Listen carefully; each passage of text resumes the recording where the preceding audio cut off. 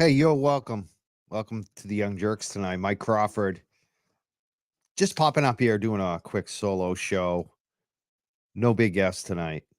No big agenda. No big announcements or plans or promotion of it. So who's here is who is here.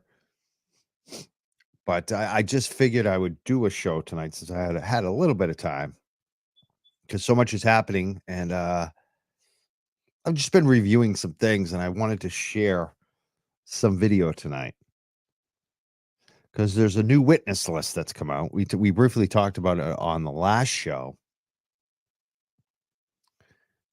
and one of the witnesses had a retirement party. I think a lot of us have seen the video. You may have not have seen all of the video. I know that we shared some clips. It's a clip I haven't shared yet that I think I'm going to share tonight. Maybe talk about.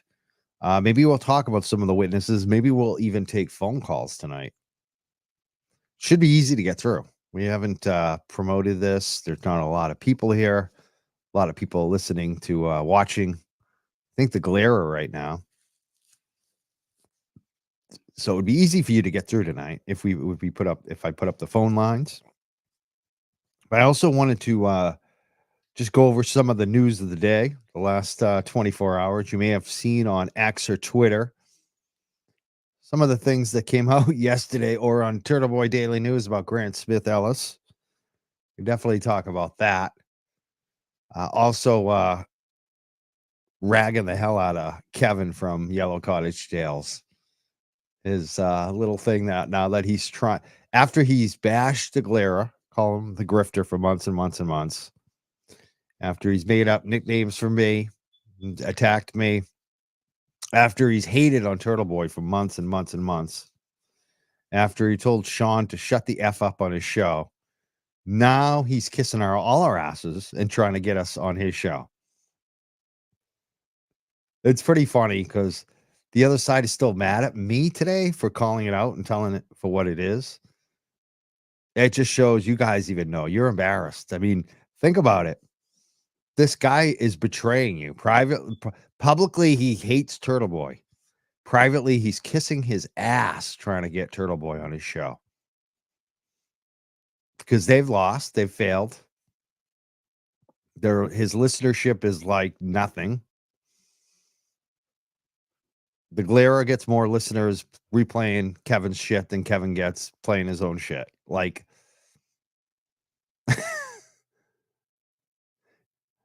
he wants the clicks. Yeah, Kevin wants the clicks. So I got the email this morning, and he promised me that would be an elite crew, and even named some of the people that he thought were going to come on his show, including Turtle Boy, the Glera, KP, Grant Smith Ellis, Wendy Coffindaffer, and maybe even Brittany Churchwell. I was the first to respond, and not in private to Kevin. No. I went as public as I could be and said, F you, I'm not doing your show. Not giving you clicks, dude.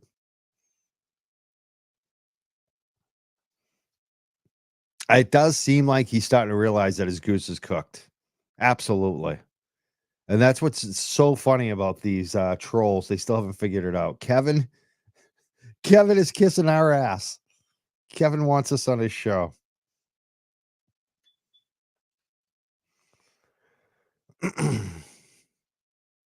And interesting about Grant Smith Ellis, too, like that, it's bad enough that I would ever consider going on with Coffindaffer and Kevin, but to go on with Grant, no way. I would never dignify going on a show with him, especially one that has so little views. It'd be one thing if it was News Nation or CNN or something, someone that had a much larger platform than us, where it would, this is just enabling someone that has no listen, who has no viewership. He's got the McAlberts. That's all he's got. The McAlberts and the people who are so upset about Turtle Boy, which isn't a large number. So I will not be doing Kevin's show. Trust me. And you know who else came out strong and said, no way? Sean McDonough. Sean and myself have integrity and principles on this. We're not gonna support Kevin. We're not gonna Sean tried. Sean, looked at him as a friend, tried to do it, and we saw how he treated Sean. Yeah, Kevin is getting ready to tap the F out. And I basically my whole thing with Kevin, if he wants to do some content with me, I already told him what kind of content I want to do with him. Arm wrestling, thumb wrestling, leg wrestling, Greco-Roman wrestling, judo, MMA, kickboxing, regular boxing. What else is there? What am I? Freestyle wrestling, folk style wrestling, boxing. I think I did boxing already. Whatever you want, Kevin. Do that pay per view. I'll be like Mike Tyson coming out 50 years plus years old, coming out of retirement.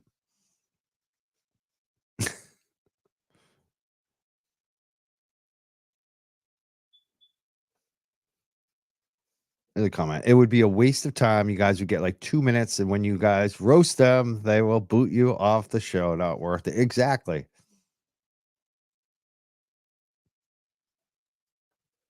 And it was truly disgusting how he treated Sean. I agree with your comment there, Nicole. Bare knuckle boxing, sure, why not? How about backyard wrestling? My whole thing too, if we're gonna wrestle, it's not to the pin, it's till someone cries.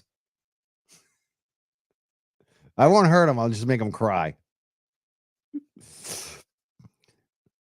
Yeah, exactly, Suzanne. He says, Suzanne says, Clevin has called us all zombies and has constantly insulted us.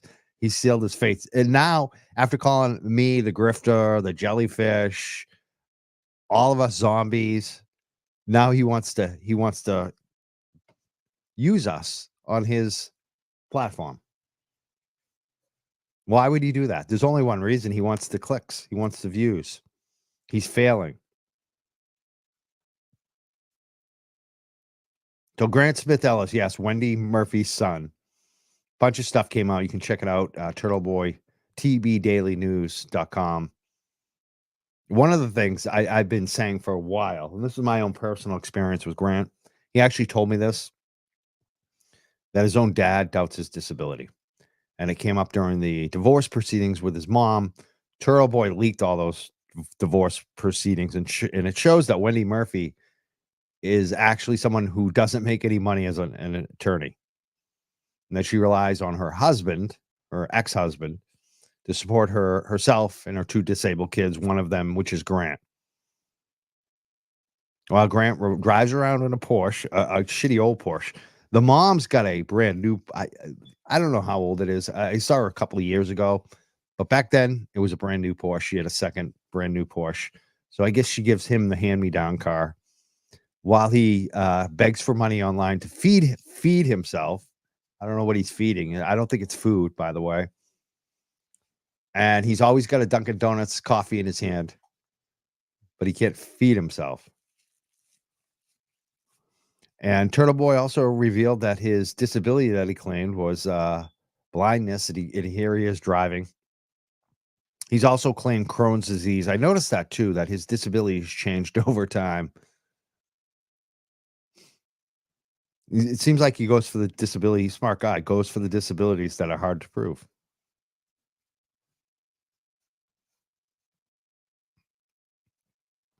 So, anyways, talking about Kevin and Grant, the sideshows, which is fun. But yeah, stay firm. Actually, let's do the poll. I'm gonna put up the YouTube right now. I did it on Twitter. I want to know what my audience thinks on this. And like I said, I a lot of times when I do polls, people are like, "You're just gonna let your audience decide for you? How cowardly, blah blah blah." No, I always make the decision myself. I just like to see how you guys feel. Of course, I consider it, but ultimately, I always make decisions on my own. But I would like to see. So I'm gonna go 1 second here. Let's go in on this live. I just screwed everything up. Hold on 1 second. I'm gonna get this poll going. Let's see what you guys think.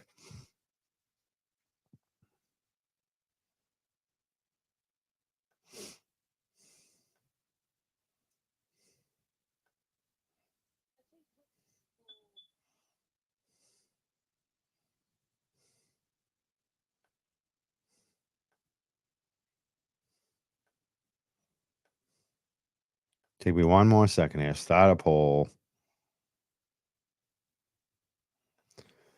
Should I debate Kevin and the not credibles?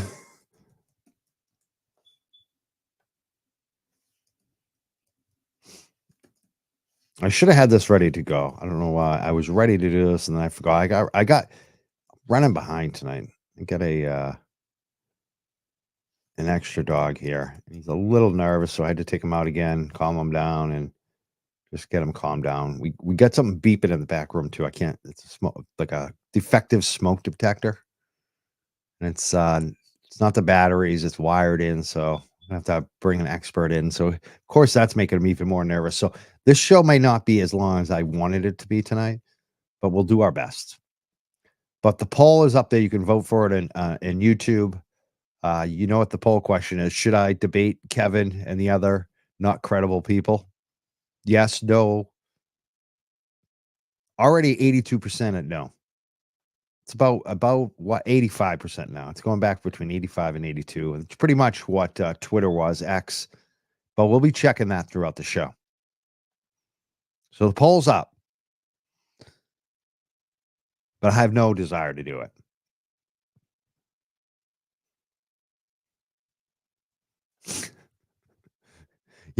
Gret's going to need a GoFundMe for a new sports jacket.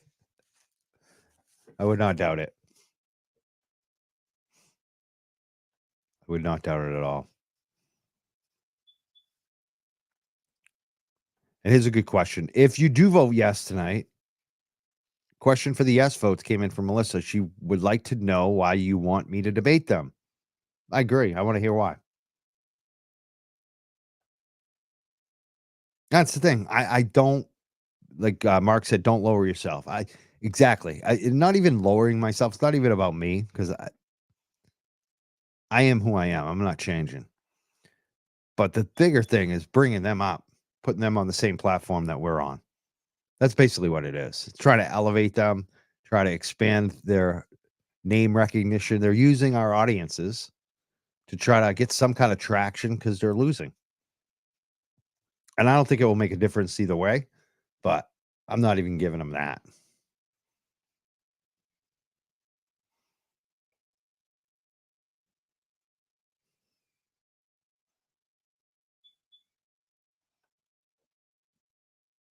Is it a debate or all 5 people get 5 minutes to say their piece? That's what my understanding is they get 5 or 10 minutes or whatever, but I'm not doing that on Kevin's channel. I'm not giving him any, especially with Grant. Especially with Grant.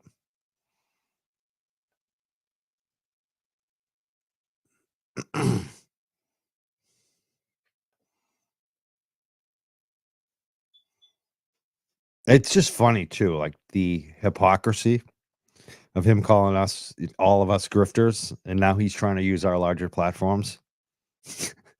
He's basically selling out his audience. His audience is too stupid to realize that Kevin has sold you out. Kevin is already starting to, you can see it.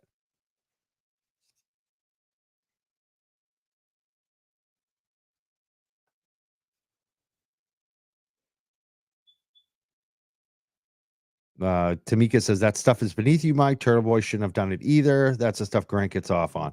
I don't know about Turtle Boy doing that show because like that show is a real show. It does have listeners. It's got good numbers on YouTube. So I don't I think that's different. And like I said too, I'm glad you brought that up because I don't want to disparage anyone that has been considering like the Galera. I love the Galera. I would be totally fine if the Galera did it. I wouldn't give him any shit. He'd probably be one of the best people. Him and Turtle Boy, honestly. If anyone's gonna do that debate, it should be the Galera and Turtle Boy because they just got the right type of personalities, great, right kind of communication skills. The Galera is very slick. He's funny, you know. But for me, this is too personal, especially with Grant Smith Ellis. I'd want to lose my shit on them. So I'm not going to dignify them. No way. No way. So I don't have any issues with like Lauren De Laguna. She's come on the show twice. I like her a lot. I want her. I don't agree with her politically at all. I don't think. I mean, there's maybe some things. I don't think she's that extreme, but she's definitely more right than I am. But I like her a lot. I think she's done a great job on the show. I would definitely have her back.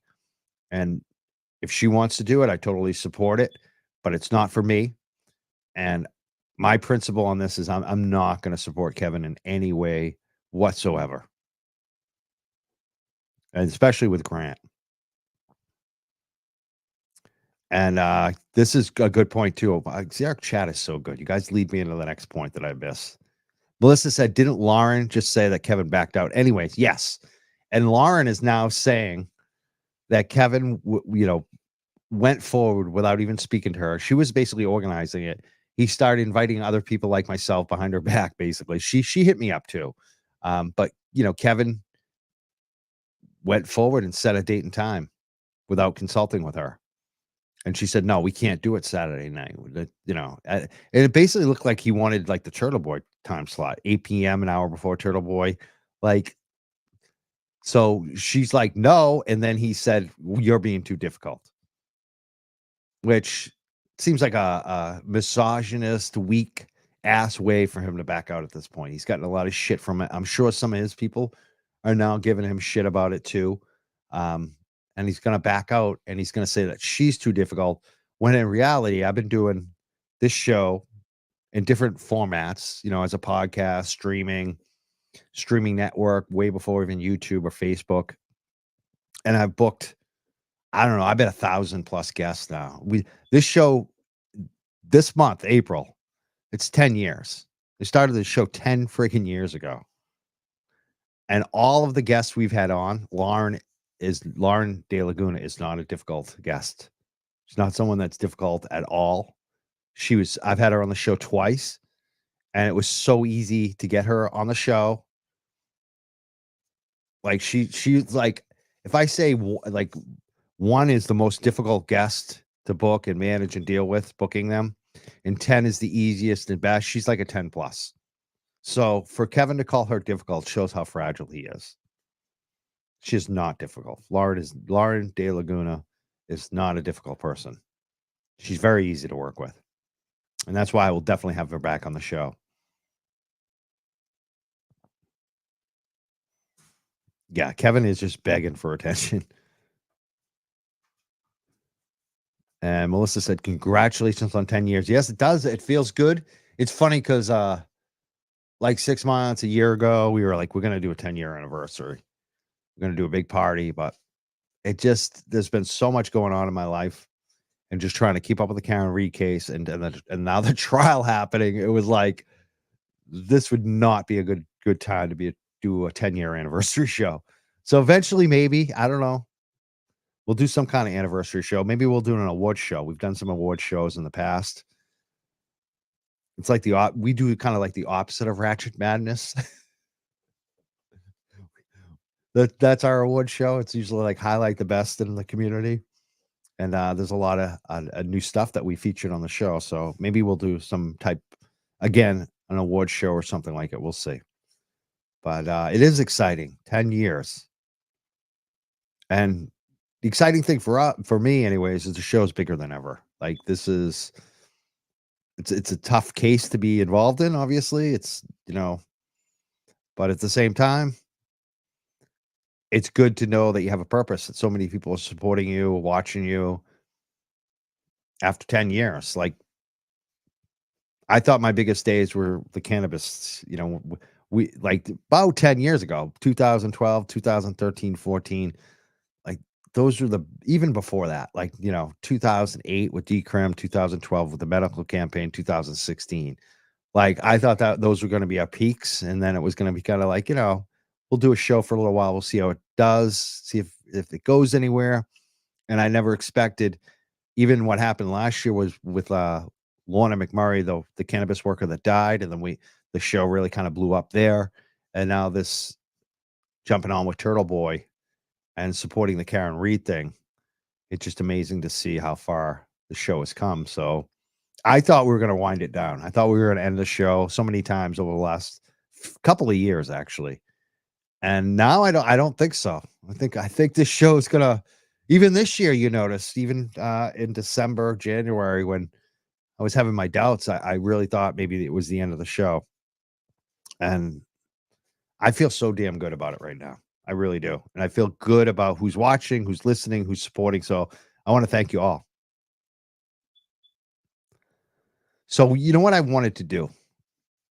Talk about some of these, witnesses. There's a bunch of witnesses that we just saw on a list here, and we can go through some of them.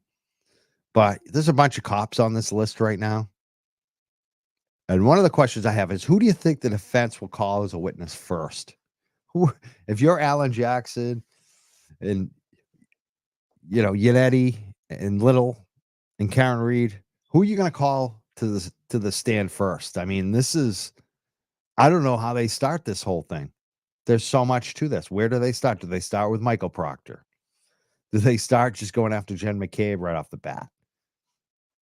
I think that's going to be one of the most interesting things. Do they bring in Higgins first? Good point. Do they bring in maybe, Tom Beatty, or something, maybe about Chloe the dog? This What I love is that Aiden went through a lot of the potential witnesses and gave background. So we're already seeing some of the angles they're going to take. One of the names that they put on the list was the retired police chief from Canton police chief, retired, Ken Berkowitz. And this week, I was going through just listening again to the retirement party that they had for Kenny Berkowitz and watching it again for like the second, third time now. One of the things that really hit me is how Kenny operated. You can totally see it just from this retirement video, is that he was all about the relationships, the friendships, the covering your back for different law enforcement, for being about their families, for remembering their kids' names. This is an operator. This is a networker. They over and over in the speeches that I'm going to play some of them tonight. You'll hear about the friendship, about the networking, how he knew their families, about his Rolodex. This is a good old boy. This is a guy that knows how to operate in the system, and he's really good at it. Kenny Berkowitz. He's a guy that they all liked. And someone said he's a wannabe tough guy. He kind of is too. You could tell in his voice. But his greatest value is that he knew everybody. He knew their kids' names. He built the relationships. He focused on the bonding between cops. This is exactly the type of guy that would cover something up. This is exactly the guy you go to, I would guess, if you wanted to cover something up for cops. Just by the wording that you're going to hear in some of the speeches. I'm going to play some of them tonight. There's a rumor going around, and I haven't really I kind of have followed up on it, but I haven't followed up with the person who posted it, which he's been on the show. I should actually talk to him about it.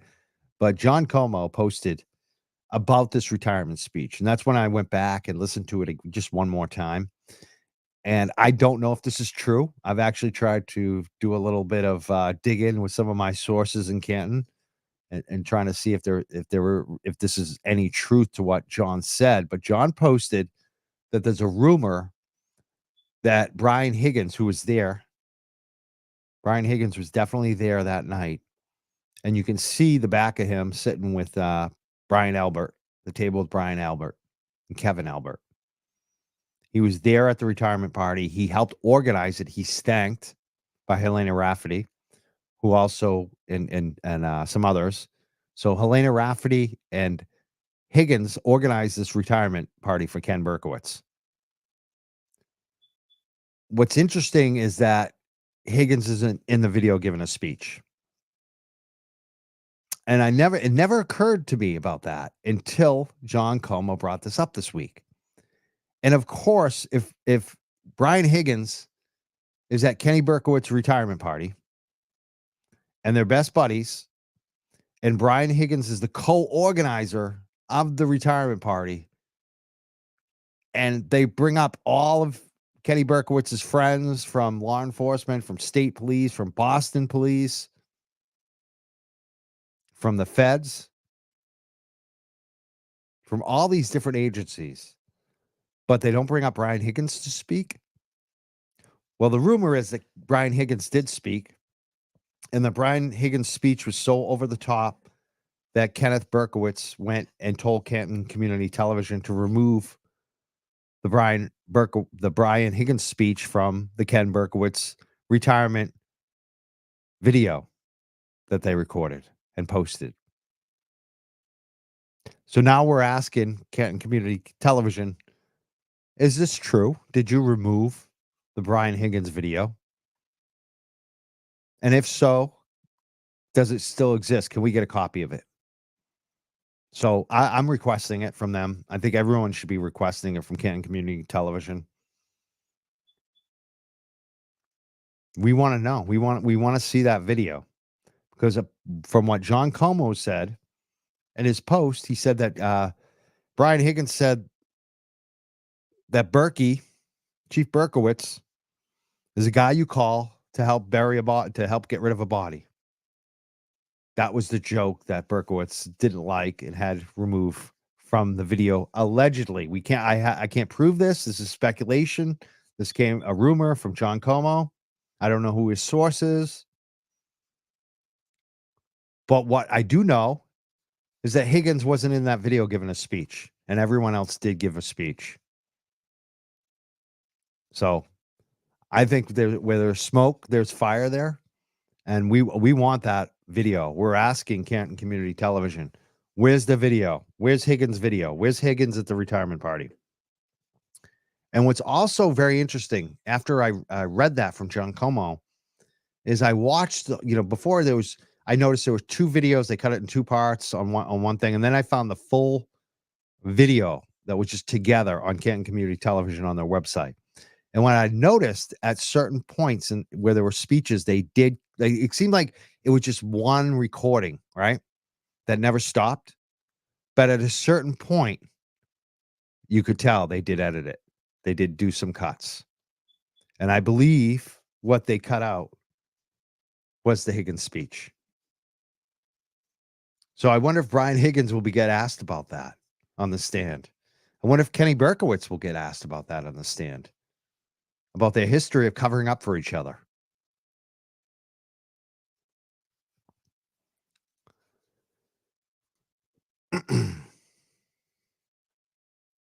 What do you think? Who are they going to call to the stand first? Who will be called by the defense?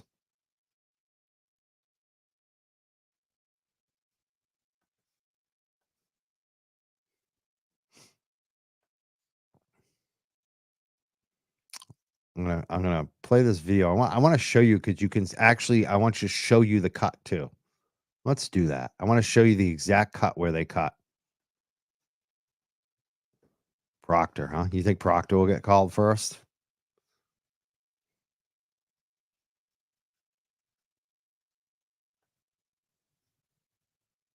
Parker's Planet writes, prosecution either spent budget on shutting down Turtle Boy and protesters leaving no money for experts or can't find experts to buy into their case. That's interesting too. Like the experts in the defense seem much more impressive.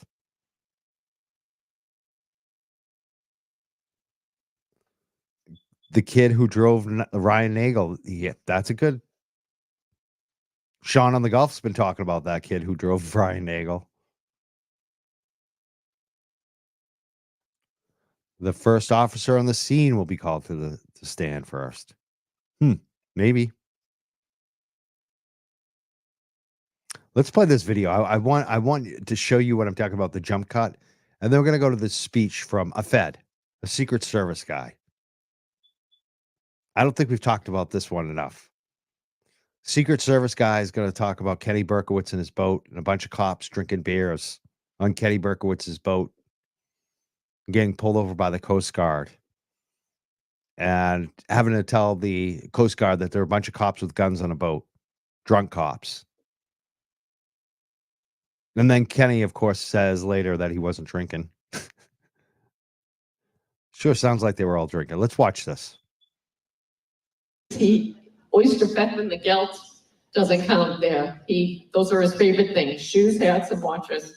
Our next speaker is also another federal agent. It's his, he actually doesn't own a boat, but he's on Miles's boat all the time. Tommy Baker, Secret Service retired assistant special agent in charge. Come on up and say what you gotta say. So I just got told tonight I'm speaking because the supervisor who's actually working tonight is working, unlike Canton PD. The first lady's in town, so the supervisor from the Boston office couldn't come. Kenny's been a friend of mine for years. I could say some nice things about him, but everyone else has, so that ship sailed. And all the things I really want to say about Kenny right now, we're on Canton cable. So I'm just going to do a little of this, plus your mom's here. So That doesn't sound suspicious right off the bat, right? He's not gonna tell the real truth because the cameras are on.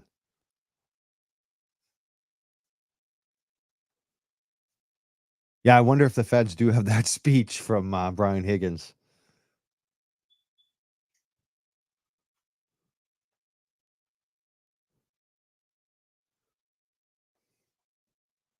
owe me. Talk about boats, being on Miles' boat. Yeah, we're going to your boat tonight, whether you're there or not. We're going to sit there and drink on your boat all night. I know where the keys are, Ben told me. So we're taking it out tonight. Drinking beers on Kenny's boat. That seems like it's a theme here. Big theme in Kenny and the retirement party here for Ken Berkowitz was Kenny drinking. Kenny likes to have his beers. Kenny likes to go on his boat. So out on the boat with Ken, the only time as a chief, he's stays the course. But when we're out on the boat, the only time I've ever seen him scared. So we're out and we got boarded by the Coast Guard. Any Coasties here? Because we got boarded. He was so scared. And every one of us had a beverage in our hand, kind of like at Hillside when you take people to dinner, like they said earlier. Yeah, it's dinner. We're all with. It's dinner. It's to get drunk instead. It's not really dinner. It's to drink. It's so funny how why was Kenny nervous about the Coast Guard? Think about that. Why was he so nervous? With beverages on the boat, and he is completely scared because it's never happened before. This is one of my friends calling me here to mess with me while I'm talking, which always happens because I wasn't supposed to talk tonight. So we're out on the boat. Coast Guard comes, and the first question they ask, and it's all cops, and it's, are there any firearms on the boat? We all got beers in our hand, and we go, absolutely. So Kenny gets a little nervous, and the Coast Guard was phenomenal, and they just said, we won't touch ours if you don't touch yours. Cops, guns, boat. These guys look wicked responsible. So it was good. And then we go back, and it's a little later, a little dark, and I didn't realize none of us. Someone just asked, who is this guy speaking? This is at the time, a retired Secret Service agent. So he's a Fed. He's a retired Secret Service agent at Kenny Berkowitz retirement party, telling stories about them drinking on Kenny's boat, getting pulled over by the Coast Guard with beers in their hands and guns on the boat. Beer, yeah. They love to drink that beer. Us realize Kenny has a night vision problem. We're going back at night, going back to Quincy, and he sounds like a responsible guy. Cops on boats with beers, with guns. Kenny can't see at night. I mean, if this is what they aired on Canton television, and as the Secret Service agent just said, he had to censor himself. What are the real stories? What are the real stories? Like, if this is tame, if this is the G-rated version of Kenny Berkowitz, what are the real stories? Apparently, they were pretty good, because the Higgins speech didn't make the Canton Community Television cut. We don't have the Higgins speech, which apparently was the worst speech of all.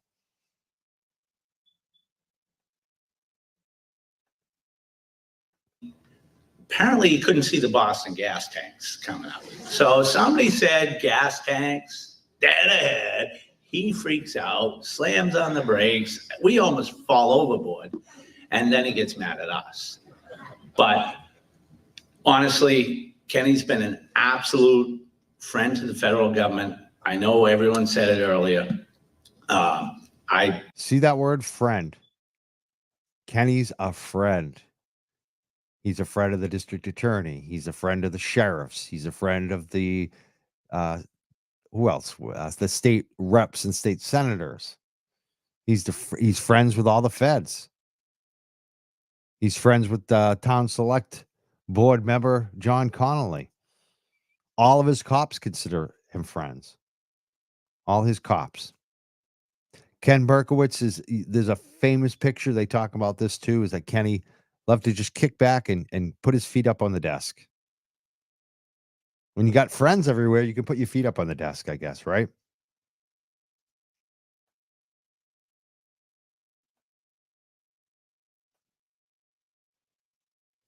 Yeah, I want to see that Higgins speech now more than ever. Absolutely.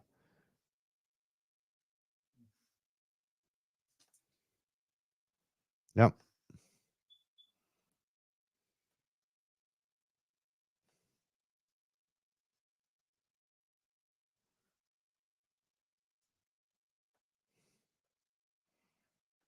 Yeah, they have hypocrisy on this one.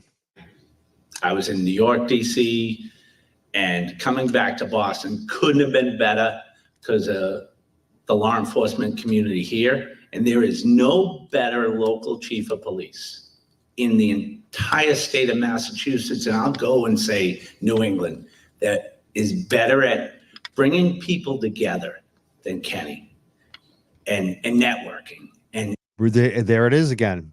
Brings people together. He's good at networking. What does that really mean? He's good at working the good old boys network. He is the cog that keeps them together. People like him. Why? Because he protects them. He covers up for them. You scratch my back, I'll scratch your back. This entire Ken Berkowitz retirement, the whole thing, that's all it screams. Ken Berkowitz is a guy that they liked because he would cover for them. We trust Kenny. We trust Kenny with the thin blue line.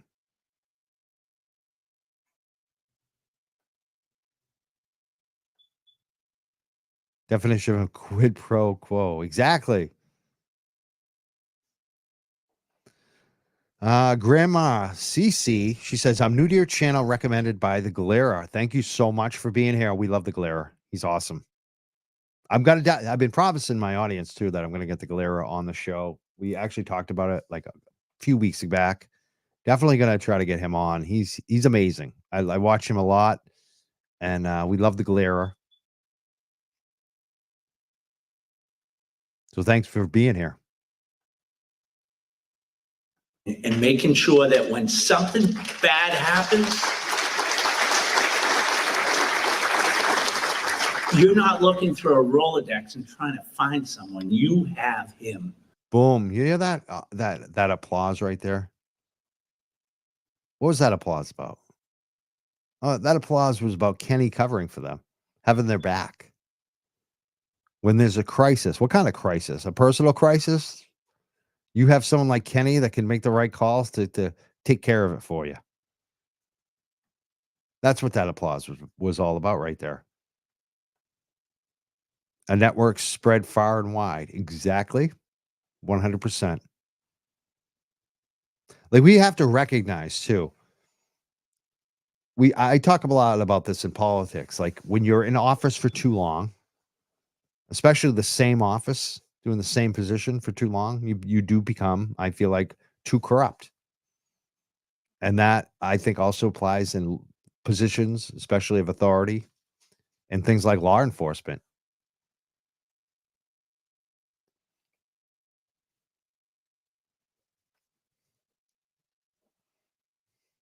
So again, this is a federal agent, a retired federal agent, talking about how great Kenny Berkowitz is. He's the guy who's got the Rolodex to cover everything up for you. Pretty much what I see him saying, reading between the lines. On your cell phone. He has personal relationships that I know Helena is going to continue and has continued. I'm a retired guy. I don't care anymore. So I can say really bad things about him now, which I will later.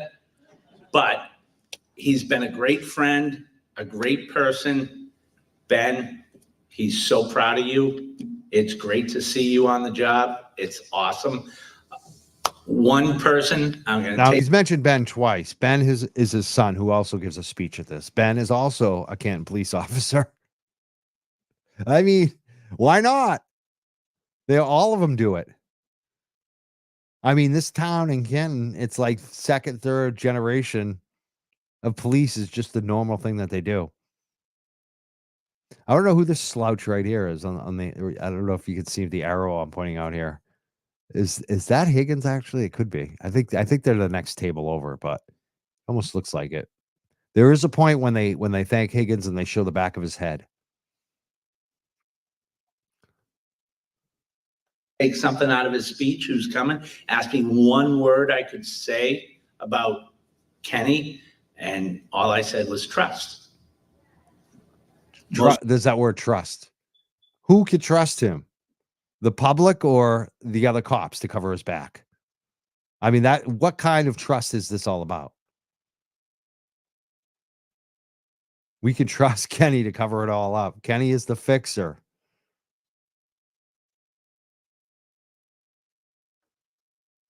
That's why Higgins left. Kenny got the first call, obviously.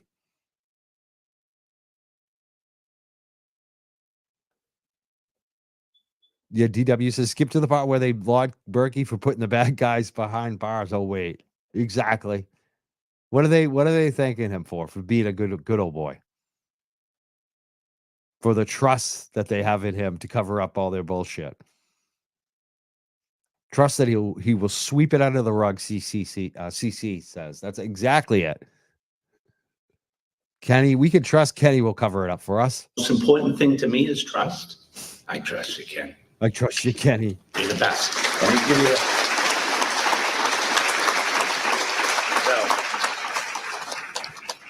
again, with the clock thing, not that you ever need to tell time anymore that you're retired, but there you go, bud. Thank you. Thank you very Thanks much. for everything. The office, appreciate it. I got to sit there. Oh, wait a second. I meant to say, Kenny, this is going to take too long if you talk after everyone speaks. Could you please sit down? I just want to set the record straight. I wasn't drinking on the boat. Everybody else was. I take them all out for the whole night. They're all screaming in my ear, and I'm trying to be responsible and stuff. I'm trying to explain to the Coast Guard who they are and stuff. And it was, and then, so it's coming back at night. I barely am used to the boat. I'm definitely not used. Here we go. This is funny because Berkey again was covering up for him. I'm trying to explain to the Coast Guard who these guys are, who these cops and feds are on my boat with guns, drunk. And there it is. He's the fixer, even in this situation where he says he was sober, which, he probably was. Maybe, I'm guessing he was. I'm going to say that Berkey was sober in this situation because I'm going to go with his word that he was sober. But it's also quite telling that this is a guy that says he has vision issues at night vision issues, and he's driving a boat at night, and he's inexperienced with the boat. And he's got a bunch of drunk cops with guns on his boat. I mean, this is not best judgment. This is the safe story they told. This is what they didn't edit out of the video. To driving at night, and I'm like, and they're screaming in the back of the boat, gas tank, dead end, and stuff. So that's when, and there were no brakes on a boat, by the way. But I powered it down to make sure that we're all safe, and I guess that's a big laugh for everybody. Thank you.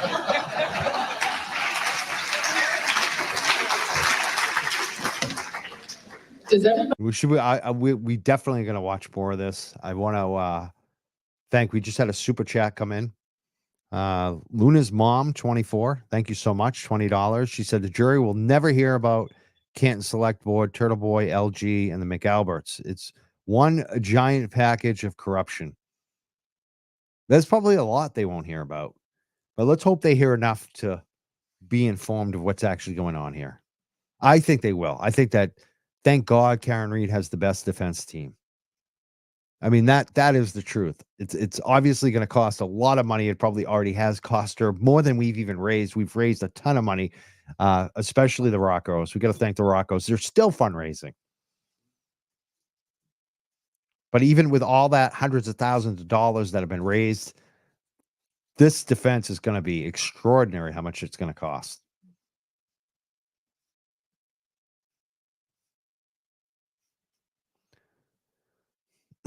We also have the Venmos. I'll be checking those tonight. If you want to leave a message, definitely post a message. If you post with the Cash App or Venmo, you can leave a message that we'll read on the show. It's at the ticker at the bottom, the Venmo, if you'd like to contribute. Yeah, it's going to be millions for her defense. Let's listen to more of this Berkowitz. We may even skip around. There's a bunch of different speeches. You know what? I want to go back to this one, Peter Katusian. This is a guy who I've never been a fan of. I believe he was a Republican. The reason I never really liked Peter Katusian is because when I was, trying to change the laws for cannabis, this guy was always against us. He was one of those guys that's like, no, we can't stop arresting cannabis users. There's too much money in it. It's too much money. We're gonna lose too much money. That's pretty much what it was. Law enforcement doesn't want me to allow you to stop arresting people for using cannabis. That was Peter Katusian, who we're gonna play a speech from next, who's now a sheriff.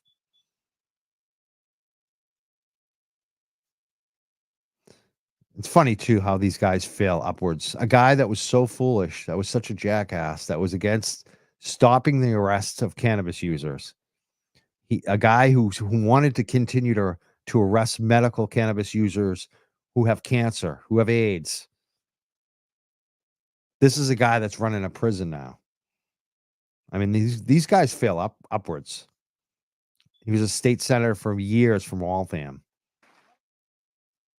See how they cut too? See how they cut these videos? You just saw a cut right there. I wonder how many speeches they cut out. I wonder if it was just Brian Higgins. I wonder if it was anybody else. This is the Berkowitz retirement party. Let's watch Peter Katusian, former state senator. This guy is a hack like Morrissey, who failed upwards. Now he's a sheriff. He runs a correctional facility. Well, it is great to join you down here in Norfolk County. I come from Middlesex County. I'm the High Sheriff of Middlesex County. And I bring greetings from your Sheriff Pat McDermott, who is right now in Washington at an all Sheriff's Authority meeting, which is a pretty... MJ says he's a Democrat. She could be right. For some reason, I thought he was a Republican. That might have been coming Democrat at one point. But he's definitely like a conservative. Let's put it that way. Like there's a lot of Democrats who are conservatives in the state. They run as Republicans. They just can't win. So they become Democrats. My dog's now going nuts. We may have to wrap this up a little earlier than I wanted to, but I'm gonna soldier through. I may disappear from the screen for a minute, but I will be back definitely. Pretty big deal. So he couldn't be here. He wanted me to send his regrets and his deep respect and abiding respect for Ken Berkowitz. Let me just say that I came down today because I love this man, right? I got to know him. I had heard a great deal about him over the years. I kept hearing Berkowitz, Berkowitz, Berkowitz. Then when I met him, I was a little disappointed. I got to be honest with you, He wasn't quite what I expected. He was a little bit smaller. He didn't have as much hair. He wasn't as pretty.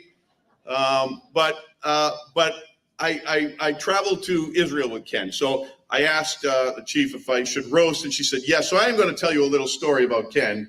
Because, by the way, I will say this about Ken. You don't mess with Ken, as you all know, right? Because I'm the guy that was eagerly looking forward to give him a shot every time I got the chance. And before I finished my own laughter at my own joke, he gave me a 1-2 back before I could even think of it. You know that humor that he's got?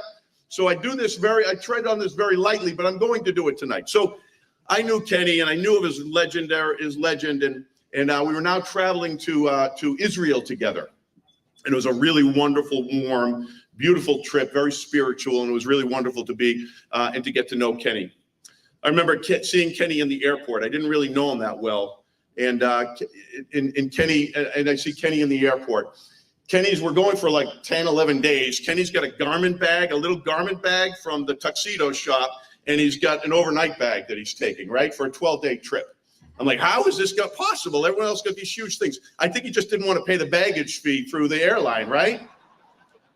I'm like, how can he possibly travel for 11? Look, you're smiling at me right now, Kenny. I know you're going to get me back. So I don't know how he was going to do this. I was perplexed by this. And he kept wandering around the airport. He just looked like he didn't know where he was going. I was kind of worried about him. I felt like I should go and take him by the hand and bring him to the check-in.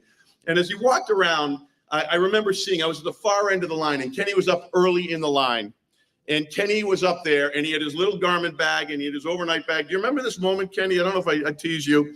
And I think they were saying that his overnight bag was too big to carry on, which it was. It was like not a small overnight bag. It was a medium overnight bag.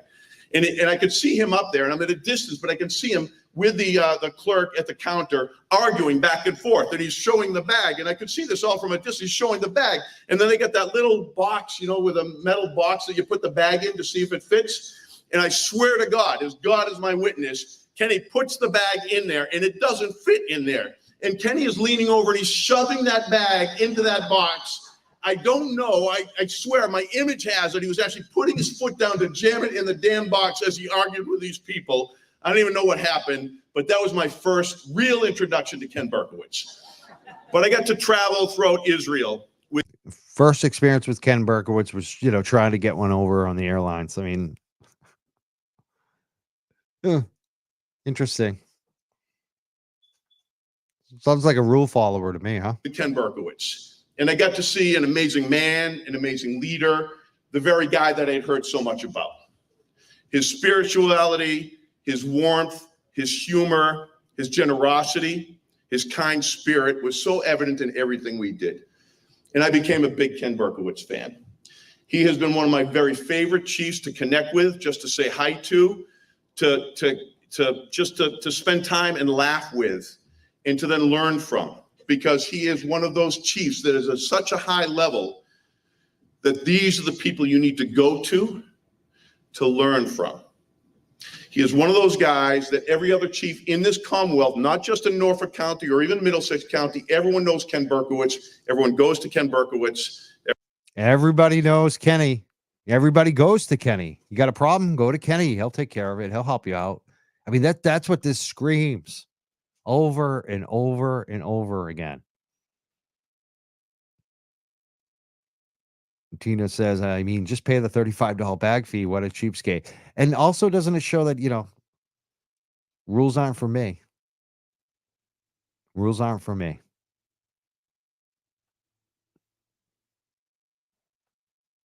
Kenny's a superstar. He doesn't have to follow the rules.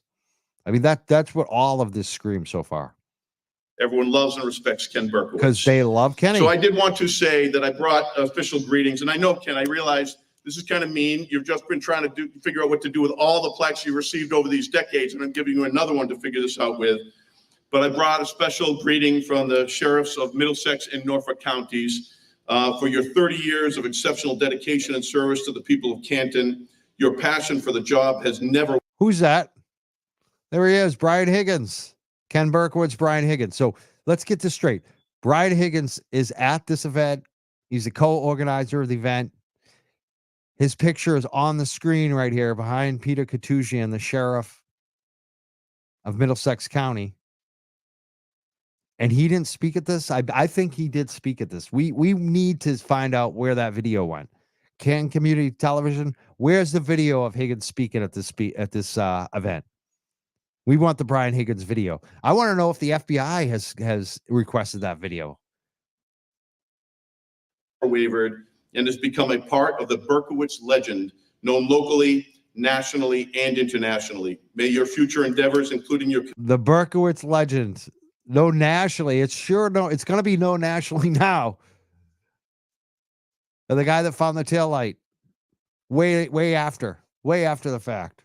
That guy,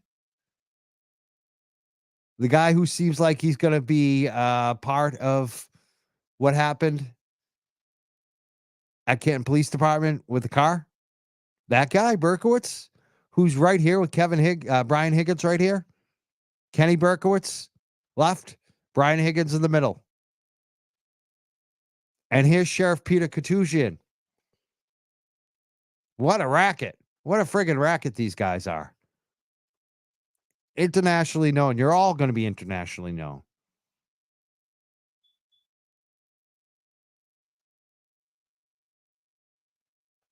But this brings up the question today. Can you trust the feds?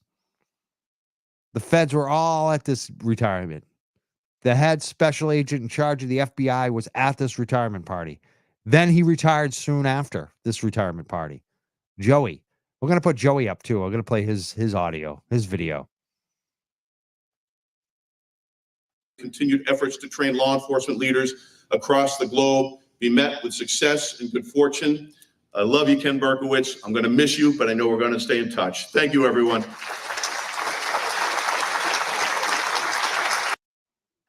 It's a good comment. Amy says, I think it's good Turtle Boy did the interview with Grant. The viewers could see Grant lost his marbles long ago. Just wish he pushed the prosecution to saying Karen meant to kill John. And you know what? That is a very good point about Aiden and Turtle Boy. I think he did a really good job on that show. Aiden did. Very calm, collected, had the facts, pushed back, very strong, and didn't take the bait. And next to him was this crazy. We got some new video we're going to be posting of Grant from that too. The memes have been coming out. Some really good stuff. The Tail White Light Whisperer and Shawnee Sean and some others on X. They just give us the content. There's such good content coming from Grant with the arms. And that he just, furthermore, I mean, that guy just lost his shit. I can't even imitate it. It's too difficult. It's too difficult, too extreme. I'd have to take like 14 cups of coffee and 10 Adderall, a couple lines of, he was so amped up. So I agree. I think it was good that Aiden did that Turtle Boy. I'm just saying, personally, for me, I'm not going to do a much smaller platform than that. I mean, arguably, it was good that Aiden did that because it was a platform that has a lot of followers. People watch that show. Not a lot of people are watching Kevin's show, except a handful of McAlberts and a handful of people that couldn't get over Turtle Boy making fun of them. So I don't think it's comparable, number one. And number two, it's up to each creator. Like I am not going to hate on Brandy or any of these folks, Turtle Boy, Sean McDonough, the Glarer, Will.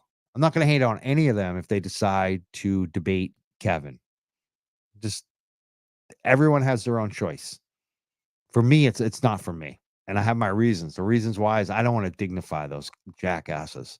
I know they're desperate for clicks, so I'm not going to give them the clicks. But if CNN asked me to debate Grant, I probably would do it because it's a much larger platform.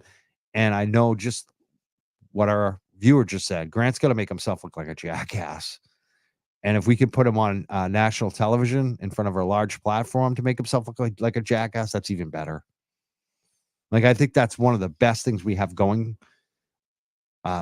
for us is that they've picked jackasses, especially Grant, who doesn't look good on camera, doesn't present himself well. It's not calm, cool, and collected.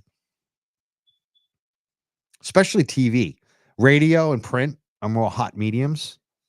Even these video shows that we do, the YouTube shows, I would say it's a combination of both. But if you look at the traditional cool medium is TV, where a lot of the TV presenters are very not objectionable. They're very calm. They're very collected. Where, talk radio or print is much more, get a little more angry, a little more amped up. And I know that Grant does not translate well on the cool mediums like television or even a show like that he was on the YouTube show. I mean, he just did not look good. Grant is just an agitator and he's just looking for clicks. It's all, if you look at Grant too, he's all about the press. He's all about trying to bully the press, trying to befriend the press, trying to get in the press, just like his mom. These folks have nothing going on in their lives. Thank God that Turtle Boy dropped the documents and showed that Wendy makes no money. She's just doing the TV for her ego.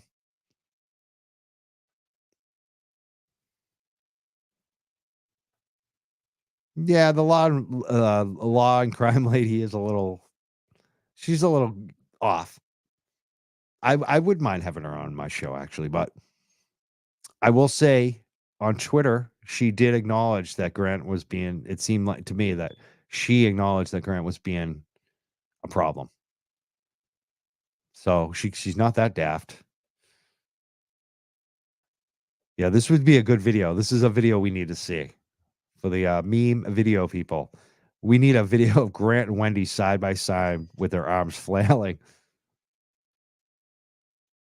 Maybe some videos next to it with Turtle Boy and I making our imitations of them too. Turtle Boy had the funniest faces in that Wendy debate. It was hilarious. Lifted weights. He's lifted. That's what it looks like to me, Grant. It's like, dude, what are you doing with your hands?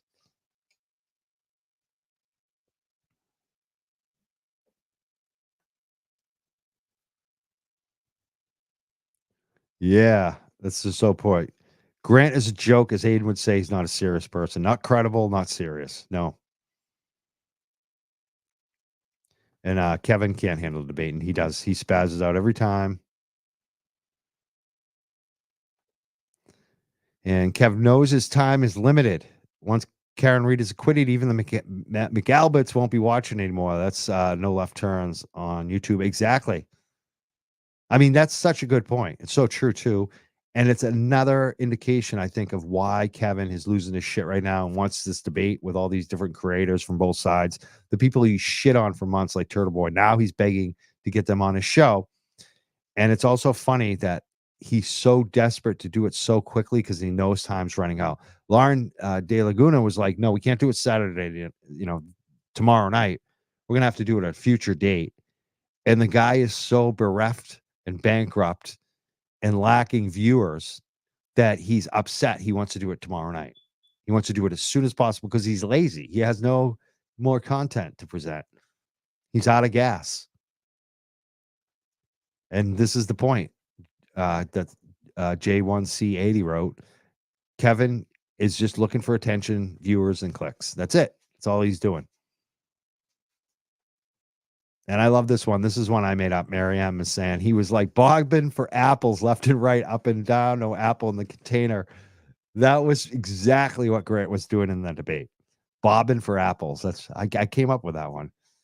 Bobbing for apples. Seriously. Oh yeah. Oh my God. 20 more likes to 100. MJ says, give us some more likes and please subscribe if you haven't. A lot of people who listen, I would say 2/3 of the people who listen to our show are not subscribing. Please subscribe if you can. Our subscriptions are going up. I like a couple weeks ago, we just got to 7,000. We're over 7,500 now. And like every week or two, we gain another like 200 to 500. So it's been going good. I want to thank everyone who's been supporting us on YouTube, Facebook, wherever you listen, X.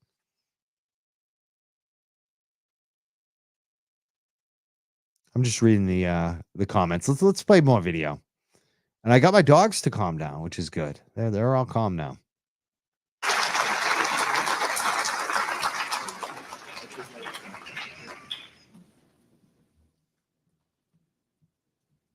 Okay, so the sheriff opened it up. I have a funny text between me and Tommy Kelleher. Everybody loves Kenny Berkowitz and his sense of humor, but many of us in this room have been on the other end of that. And Kenny Berkowitz was on the phone one day a couple of years ago, and Tommy and I have adjoining offices. And I get a text from Tommy, WTF is going on over there? I have no idea, but my blood pressure is racing and my anxiety is high. I think he's fighting with a credit card company. Okay, I'm biting my nails. Honestly, I can feel the butterflies in my stomach and my heart. So I think we all probably have a Kenny Berkowitz story that is not as jovial when he is showed the other side that is just as wonderful, but. So I just have to disclose, she's talking about Kelleher, who I like. I went to Bridgewater State College with Lieutenant, what do we call him? Deputy Chief Kelleher, Tommy Kelleher. So I know Tommy. I haven't talked to him, and since we left Bridgewater State College, since we both graduated, he was a good guy. But it's funny that his comment. I'm wondering why he wasn't there speaking as well. Maybe he was in charge that night of the Canton Police while Helena Rafferty was running this. But it's very interesting. He didn't speak as well. I wonder if he did give a speech that we don't know about. Maybe they got rid of his speech, but it doesn't seem like it because Helena is reading a quote from Tommy Kelleher. So I guess this was his contribution. I imagine he must have been working, but it's very interesting that it wasn't about Tommy, about Berkowitz getting upset with them for their work or any other cops. It was Berkowitz is yelling at the credit card company. I mean, I'm just going by how they're describing him in their own words. This is a guy who backs up the cops when they're drunk on a boat with guns with the Coast Guard. He's a guy who argues with the airline people about the baggage, the size of the bag. And now he's a guy who stresses out and yells at the credit card companies. Gee, I wonder if he owes a bunch of money. What was that all about? I would love to know more about that. Was it just like a stupid fee that he got that he didn't like, or does he owe a bunch of money? What was that about, Deputy Chief Kelleher? I would love to know about what was going on with that credit card. But this is what Berkowitz so far. This is the description from his fellow establishment folks that have known him for decades. Not that he cracks down on dirty cops, not that he's busting all the bad guys. No, he's trustworthy. They all trust him to cover up. That's what it seems like. They like him. He's got a Rolodex. He can bail anyone out. He's a fixer. And he'll raise other people's blood pressure when he's on the phone with a credit card company, arguing with them.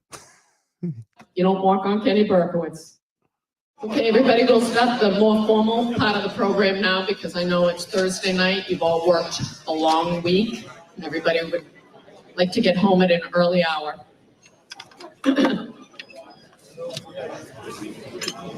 Chief, give me a whistle.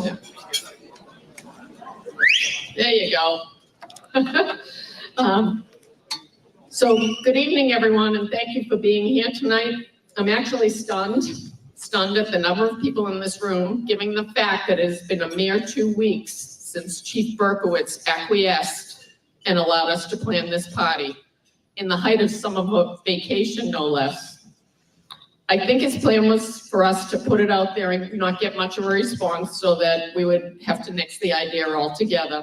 That obviously backfired on him. The only thing that made him cave into having the party was our insistence that this bash was not really for him. It was for someone far more important and far more patient than him. Someone without whom. I don't know. Jennifer just posted this comment. She said she needs a hairdresser, talking about Helena Rafferty. I don't think there's anything wrong with her hair. I think her hair looks fine. I'm not saying I'm a big fan of Helena Rafferty. I think she kind of, but I don't think her hair is a problem. I think her hair is fine. I think she's got decent hair, actually. I like her hair. But I know how women can get about other women's hair, so I don't know. What even is this hairdo? I don't know. I like it. I think it's fine. Jen says, "Oh, shut up, Mike." I'm a guy. I'm just noting. I don't see anything wrong with her hair. I mean, look at my hair. You want to see my? I have to wear a hat now because I haven't gotten a haircut in so long. I definitely need to go get a haircut. All right, we'll stop talking about hair. Let's get back to the video. I like Helena's hair is fine. No one in this room would be present tonight. Wait, is she wearing pink? Maybe Grant wanted to file a complaint. I think she might have been. I think she was wearing pink that night to support Karen Reed. Tonight, we celebrate the real chief, Lois Berkowitz, Kenny's 88-year-old mother, spitfire of a mother. Here you go, Lois.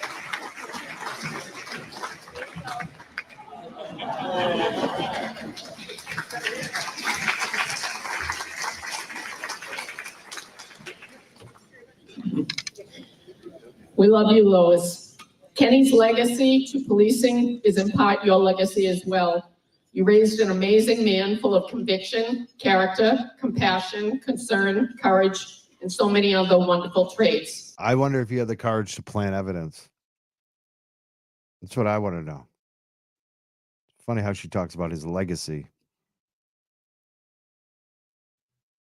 I feel bad for his mom if she's still around, kicking around. I mean, she probably thought he was an American hero, and now the ending might not be as good for Kenny Boy here.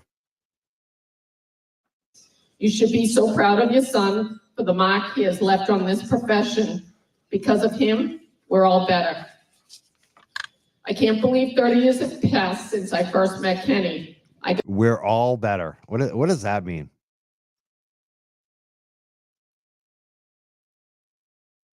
Got on in 1989 and he came on 3 years later. We made sergeant the same night and lieutenant the same night. And then the chief's position became available and I backed out so he'd have a shot. Love this right here. He's got a legacy of turning off and deleting camera footage. I mean, we want to know what happened to the video of Brian Higgins. I keep saying Kevin. I don't know why. I know why. I know what Kevin Higgins. Funny how you do that. But where is the video footage of Brian Higgins giving a speech at this thing? Where is it? Because we hear that it got deleted. And also note right here, Helena Rafferty's talking about that her and Kenny, who basically started on the same day together, their career together, that when the Chiefs position opened, she decided not to apply to let Kenny get it.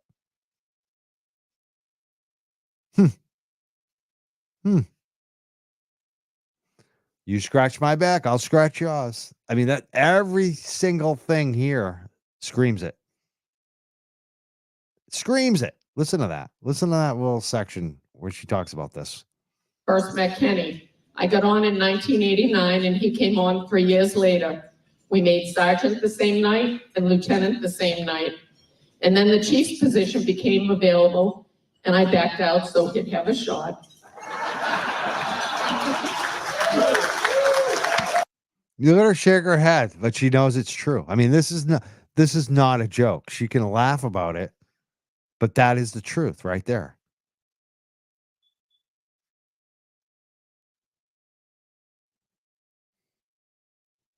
She's a good soldier. That's why she's the chief now, right? Look at her smiling. Yeah. The reality of She's like, "Can I tell the jokes now? Can I tell the truth?" Did you see that look she gave him too? Look at that. Let's watch that again. because of him, She gets so concerned she whacks into the mic. we're all better. I can't believe 30 years have passed since I first met Kenny. I got on in 1989 and he came on 3 years later. We made sergeant the same night and lieutenant the same night. And then the chief's position became available and I backed out so he'd have a shot.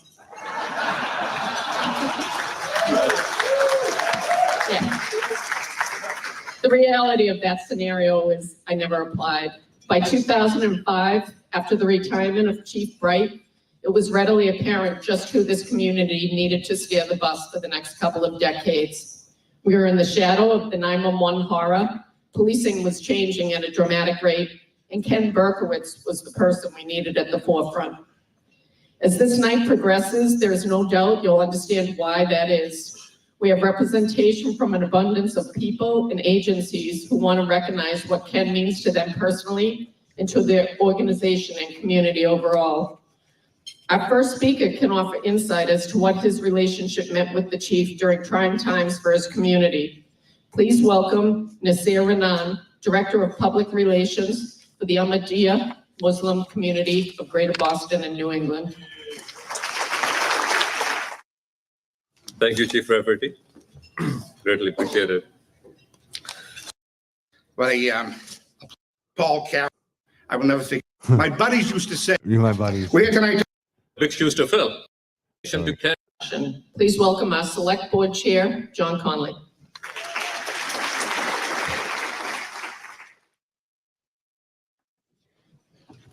You know what they say? You can't make chicken salad out of chicken shit. So I'm here. So, but thank you, Alina. What the hell does that even mean? How do you introduce yourself with that? What? What a strange dude. Now he's out of breath.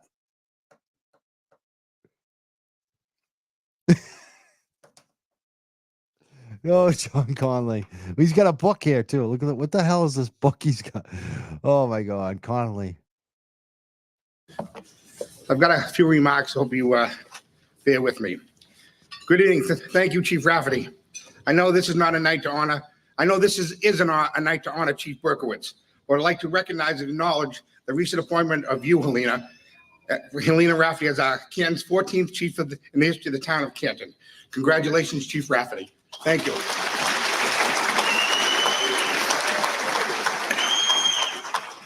And I also like to thank Chief Rafferty and Brian Higgins with Brian for putting this all together. Thank you. Because when Helena first called me and said, I'd like to have a party and a retirement, and a thank you for Chief Berkowitz, I said, we can't do that.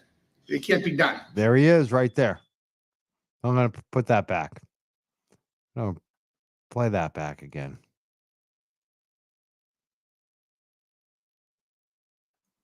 Yeah.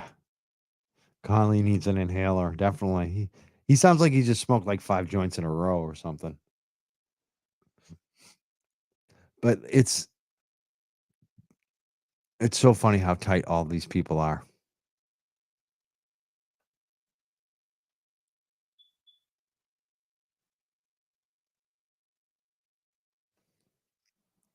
Ask Bob says, Mike, you know just what to stream about these corrupt politicians and cops. It's funny because I don't feel like there's enough, but there is. We just keep looking and keep going over it. And this is topical. I'm glad John Como brought this up and I started watching it again. Because I thought, we put out some of the clips as videos, but we really haven't gotten in depth and talked about it. I believe Turtle Boy went all through this, but I wanted to do this tonight just as a refresher, kind of just poke at the details and read between the lines about what these folks are all saying to each other about each other. Because I think it's very telling, especially knowing that they knew this was being recorded and going to be aired on cable television. They knew there would be a video recording record of this. Berkowitz was obviously aware of that. And it seems like he was concerned enough that he may have actually had them delete the Higgins speech. So having said that, they still shared a lot. And they can't help themselves. And this is a perfect example of John Conley. No, we know that he knew Higgins very well. Let's play that again. Or I'd like to recognize and acknowledge the recent appointment of you, Helena. Helena Rafferty as our Canton's 14th chief in the history of the town of Canton. Congratulations, Chief Rafferty. Thank you.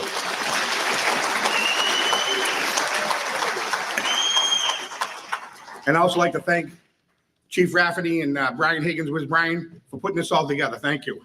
Because when Helena first called me and said, I'd like to have a... There he is. Brian Higgins. Where was his speech?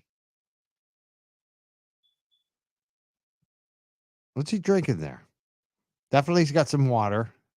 It's like a mixed drink here. I'm going to assume is this plaid gentleman's drink. And it looks like some kind of yellowish beverage there. I wonder what he's drinking that night.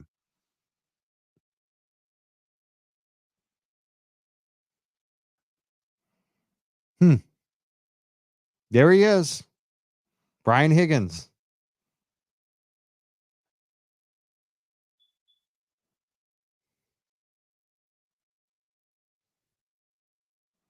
Yeah, we need that Higgins missing tape.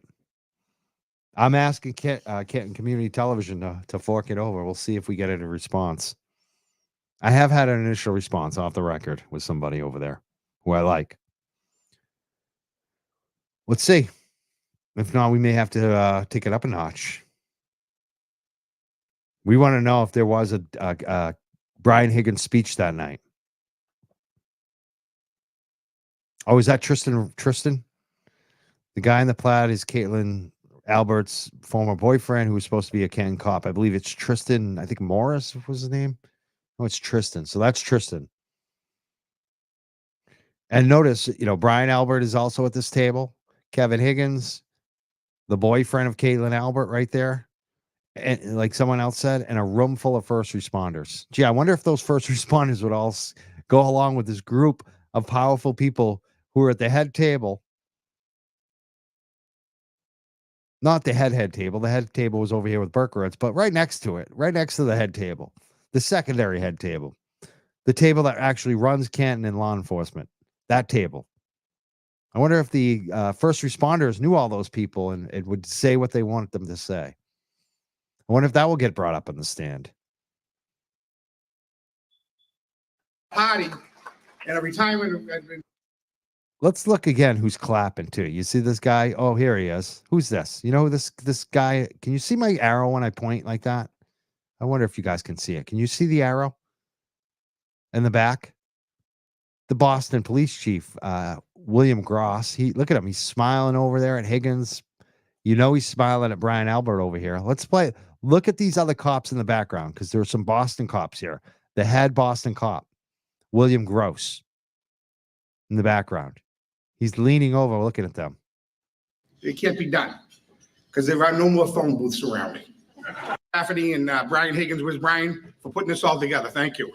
Because when Helena first called me and said, I'd like to have a party. Now, this is the fact that the camera panned out to Brian Higgins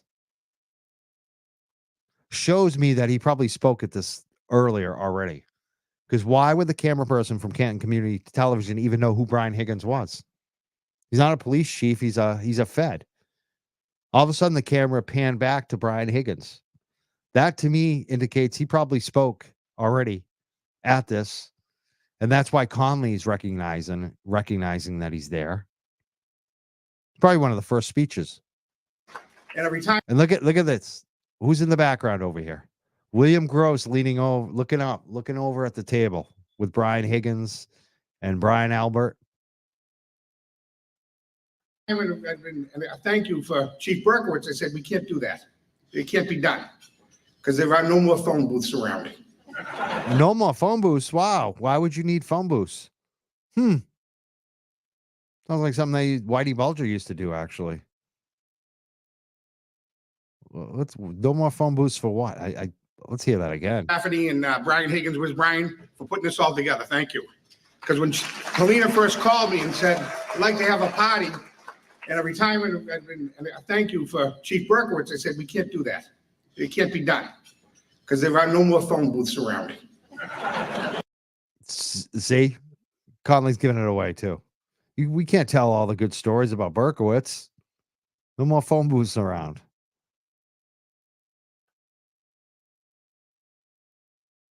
Right? Oh, this is the true hackorama right here.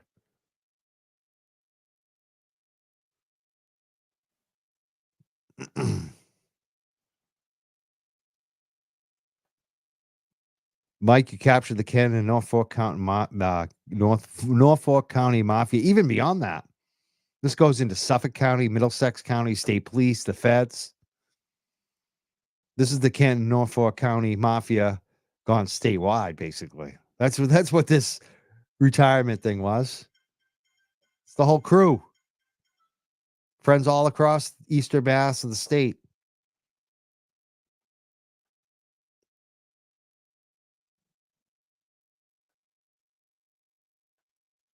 It's a good point. I feel like most people would not know who they were if we didn't hear about them from you and Turtle Boy. So how did the Canton Community Television know who Higgins was? And to scroll back onto him. He's not an elected official. He's not anyone that anyone would recognize. He's not even like the chief of police. Like people know who Berkowitz was because he's the chief of police. People don't know who their local ATF agent is. So why did the Canton Community Television pan back? It seems like they did know who he was because he had just probably spoken at the event, or they were in direct communication with him about the event because he was one of the organizers with Helena Rafferty. So with this kind of bias, I mean, Helena Rafferty ran an event with Brian Higgins. And now they started the investigation.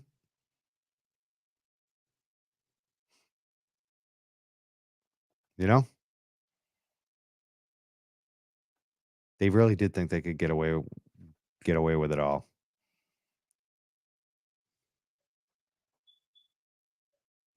Yeah, this is a funny comment too. Funny the corrupt FBI agent handler Whitey Bulger was also John Conley. You want to hear another one, Jen? That's funny. So remember a few months ago when I thought I might need an attorney when they were harassing me. My attorney's name was John Morris. I had to look him up because I got a referral. I trusted the guy right off the bat. I talked to him on the phone. I think he's a straight shooter. I think he's a great attorney. So if I ever get any shit, I got this guy. But John Morris was the other FBI agent. There was John Conley and John Morris. I had to look up to make sure the John Morris that was supposed to going to represent me wasn't one of the FBI guys. But isn't it funny? And then you got the Weeks, the McCabe Weeks, the Weeks McCabe. They're not related, but it's so funny how a lot of the names are similar to the mafia groups of the past. If they're not directly related, they're probably somehow related through the family grapevine. It's very strange.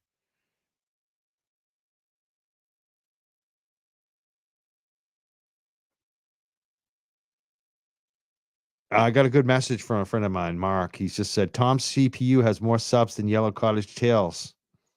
Yeah, I've been noting that too. It's so funny how Kevin recently said some shit about how Dave could have been like the Tom CPU if Kevin hadn't screwed everything up basically on his show. It's pretty funny. And you could tell Kevin seems like he's regretting that he effed it up for him and his buddy Dave, which I can totally see him realizing he effed this all up for him and his friend. And it's funny because he mentioned Tom CPU. Tom CPU has more followers than Kevin now. It seemed like he was trying to put down Tom CPU, which is pretty hilarious. You're jealous. You're jealous of Tom CPU's success.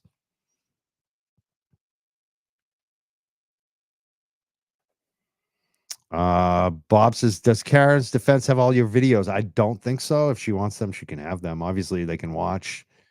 I haven't heard from them. I think they have plenty. I think they have plenty of what they need. And I think they watch everything. And if they need anything, they just take it, I'm sure. And I'm sure most of the help that they got was from Sean McDonough and Aiden Carney, Turtle Boy. Like those two have uncovered the most, in my opinion. And the police officer, Peter Murphy. I'm just reading some more comments here. Yeah, Plevin's been begging for subs to get to 5,000 for quite some time. And he knows it's over now. He knows it's over. This is it. Once this trial's done, he's done. Call him Plevin, please. Yep, Tom CPU is great. His coverage is awesome. I really appreciate Tom.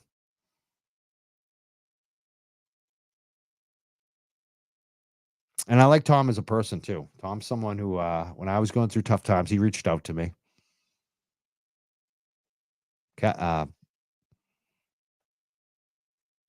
Tom's the opposite of Kevin. Kevin puts everyone down. Tom tries to bring everyone up. That's why I like Tom.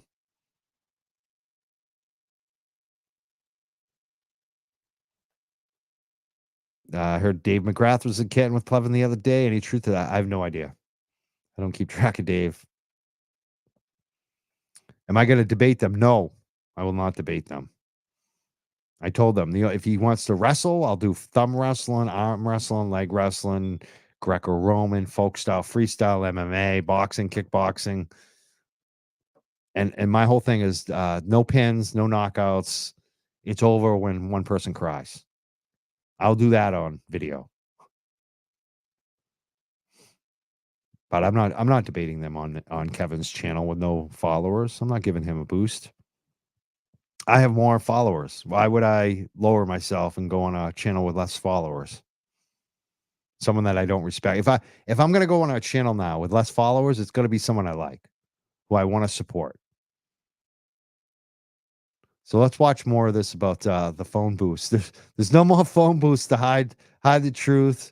I don't know if we can have this tonight. John Conley said too much truth will come out about Kenny Berkowitz. We have no more phone calls. This is dangerous. John Conley's telling everyone in the audience. It get better, I hope.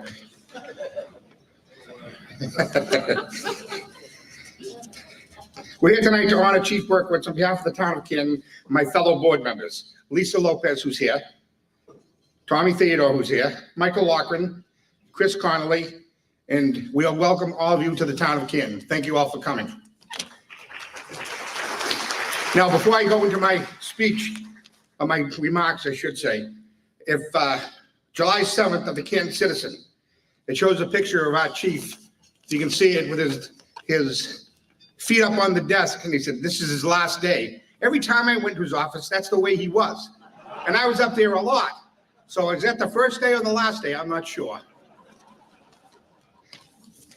But as I got to know him better, it's kind of funny how much we both have in common. We were both born in 1960. He graduated from Needham High School in 1978. I graduated from Canton High School in 1978. I went to Westfield State. I know there's a lot of owls here today. So he graduated in 1982. I graduated in 1982. Kenny. Gee, wow. Graduated same high school, same year. Went to the same state college, graduated same year. Interesting. I went to Westfield, and Kenny went to Sam Adams State. I'm sorry. He went to North Adams State. And he graduated in 1982. Oh, so they went to different colleges, but close by. Westfield and North Adams are not that far apart. I know they're western part of the state. Both state colleges are interesting.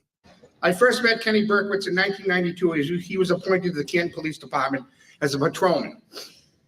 A sergeant in 1997, a lieutenant in 1999, and chief in 2005. I did not know Kenny Berkowitz all that well, but we've become best of friends through the years. Someone I admire for his integrity, his honesty, his values, and his love of family. They say behind every good man, there's a good woman. But in this case, he's lucky. He has two. Holly, his wife, Holly, and Mrs. Berkowitz, Mrs. Berkowitz, you know how much he loves you, and I love it when you two go back and forth because you give it right back to him. So thank you. And she looks beautiful today. Thank you. And Kenny's sister and brother-in-law are here also. But nobody is more important to Ken Berkowitz than his son, Ben. He loves you, Ben, more than you will ever know. One of his proudest days of his career, of his life, when you were appointed to the Canton Police Department. Congratulations. Nepotism. All nepotism. Keep it in the family. I'd like to share with you a couple of stories Family when keeps Ken the first secrets. became chief in 2005. He became before the board and had an idea. He wanted to change the colors of the cruisers to black and white. He gave his spiel about why it's black and white, protect and serve, and mentioned Adam 12. I know I grew up with Adam 12. That was on TV from 1968 to 1975. He had me right there when he said Adam 12. I was and still am an Adam 12 junkie. I still watch Adam 12 on MeTV. So there you go. Another thing about Berkowitz that we need to know. He's all about image. Black and white. He wanted to change the colors to black and white. Because he likes the TV show. He liked the image of it. Dragnet. Almost every night. My buddies used to say, Ginger or Mary Ann? And I would say Pete Malloy or Jim Reed. Which one would you want to be? I'm sorry. Getting back to the story. As Homer Simpson would say, I love stories. About 3 weeks go by, and he's got the new cruises. And I'm still at a stop sign up by Flood Store. And one of the cars goes by me. It's blue and white, not black and white. So I happened to be chairman at the time. So I called him. I said, hi, Chief. It's me, John Conley. There's one of the new cruisers just by me, and it looks great. But it's blue and white, not black and white. If I remember, you specifically told the board you were going to black and white, not blue and white. We voted black and white. I said, you're going to have to change the color to black and white. There was silence. I mean, dead silence over the phone. Then he said to me, are you messing with me? But he really said something a lot stronger. I said, you bet I'm messing with you. From that day on, we've become very close. I want to get into the type of person and leader Kenny Berkowitz is. He's fair, honest, and compassionate. And I want to just share a story that came to mind when I was driving here. It was January 6th of 2003. And we had just buried one of Canton's most beloved officers, Earl Newhouse. We buried Earl. And that afternoon, that night, I got home and went to work and came home, went to a meeting. And my wife then at the time came home and got a call from my family and said that my brother had died at 49. He dropped dead. And Helena, I don't know if you remember this, Helena and Kenny tracked me down because they couldn't find me. And they tapped me on the shoulder and said, we need to talk to you. And they told me my brother had died, and they offered to drive me to my house, to Boston City Hospital. And the compassion they showed that night, I will never forget. If you remember that, they were both lieutenants at the time. So So the compassion they show, these personal relationships, means what? Means they got each other's back for life. This is the way these things work. You don't think Berkowitz and Rafferty knew that at that point as lieutenants?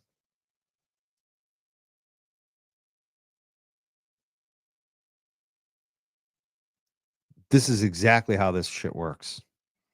So funny how honest they were on this, even while they're trying not to be honest. I will never forget that, but thank you. And Ken's work ethic is unmatched. Whether it's at the Pappas Rehabilitation Hospital or spending countless hours with the children, he took them on ski trips. In the video, we see, he went to, how many ski trips did he go on? Hundreds, not hundreds, but dozens. The kids from the Pappas Rehabilitation Hospital. Visiting them frequently or chilling with the chief. You remember chilling with the chief? He went out and bought ice cream at Costco or BJ's and had a cooler and drove through the neighborhoods and put it on Facebook or one of those books. And he would go through the neighborhoods and the kids would get comfortable with the police. Or the Rainbow Cafe. I spent many at lunch there with the Rainbow Cafe. It's run at the Galvin Middle School, and it's run by kids that are a little bit special needs children. Countless other activities he was involved with throughout the community for so many years. He ran a tight ship. He was honest, fair, upfront, transparent, never pulled any punches. He would never ask his officers or his command staff to do something he would not do. He would always say, he said it to me, be responsible for your actions. Remember, you represent yourself first, the department second, and the town of Canton third. Those are the motto he lived by. I could go into all the hours that he spent with Metro, 9/11. He was spent many hours. The marathon bombing. I remember talking to him the night and he was in Watertown. The championship parades in Boston. Let's not forget the countless hours that he and Chief Duty worked together during the pandemic for the good of the people of the town of Canton. And there's so many other events I could go into. And all this takes time away from his family. To this day, the New York City bomb squad still comes to work the Boston Marathon in Wellesley. He's always been there. They stayed in Canton the night before, and the Chief Berkowitz was always there to welcome them, always there to say hello and go out and have some lunch and some dinner with them. Now, story number 2. This is a better one. I'm going to stop it right there. I want to thank Tina R, for sending some Venmo money. Thank you so much. She says, great show tonight, Mike. I'd appreciate my friends who are watching the show. Don't text me while I'm doing the show. It's very, it's a hard to keep track of everything. I can never understand that. You have a chat, you can talk through the chat.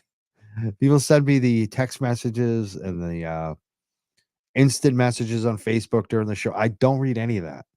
I did read one of the texts tonight, but please, no more texts. A few people have been texting me tonight. I'd rather, if you want to send a message, send it through the chat. I want to look at one place. Thank you so much. Let's play more of this from So John Conley. I was driving down Washington Street one day, and I drove by police headquarters, and I noticed a banner hanging from the front of the building. It said, "Welcome home, Sergeant Brown." That's a brother and a son of a Canton police officer and a Canton police detective. I could not help myself. So I called my friend John Williski, and our plan went into action. This was on a Monday, and on Friday afternoon, Chief Berkowitz received a letter from the Zoning Board of Appeals, the ZBA, saying that it was illegal to hang a sign on public building without approval. I was not there, but from what I was told, he was vivid. That's above livid. To top it off, the last sentence, and this is the cherry on top of the pie, the last sentence of the letter, it says, "Remember, Chief, no one's above the law." And that Kenny Dryden can verify that. Where are you, Kenny? You can verify that. And Kenny, as I was told, and I wasn't there, that's a direct shot at you, Chief. He was furious. That was on a Friday afternoon. On Sunday, he and I had the lucky fortune or misfortune to judge a Halloween cat and dog contest. I'm serious. He showed up, I could tell he was annoyed. A little piece of cheese, and he went right for it. I said, "What's going on? I can tell you're upset." He goes, "That friggin' Paul Carroll." He was chairman of the Zoning Board of Appeals. I said, "Paul's a great guy. What happened? What's going on?" And he explained the letter to me about the banner. I said, "You sure? Did he sign it?" He goes, "Oh, he signed it. He signed it." And I said, he was getting madder by the minute. And I just reeled him right in. I said, "Well, wait a minute. The copy I got," and I pulled it out and said, "Mine wasn't signed." He looked at me, and the light shines in Marblehead. He goes, "You son of a..." I said, "Gotcha."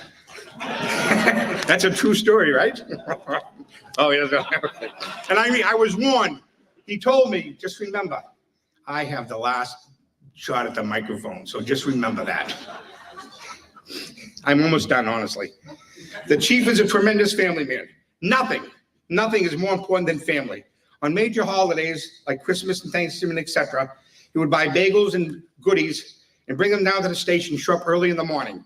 And we'd go to the station, and any of the new officers that had young family would say to him, "Go home, be with your children. This is an important day."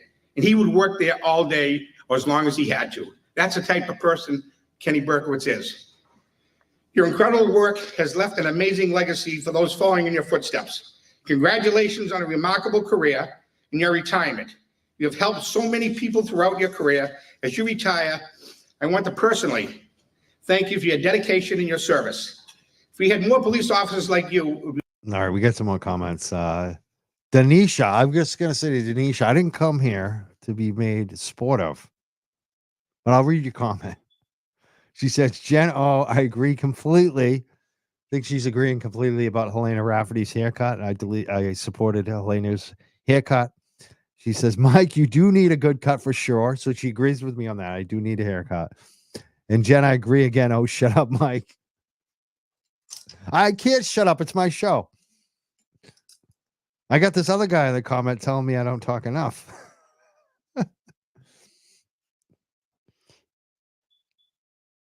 I'm just, just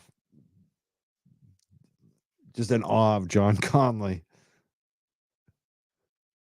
The way he talks, the way he gives his speech, it's just so funny.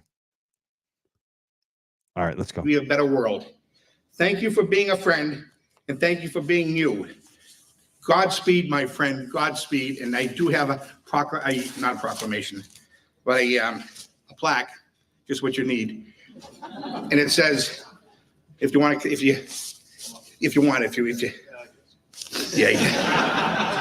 It says the seal of the town. It says Kenneth N. Berkowitz, patrolman, October 1992, to April of 1997.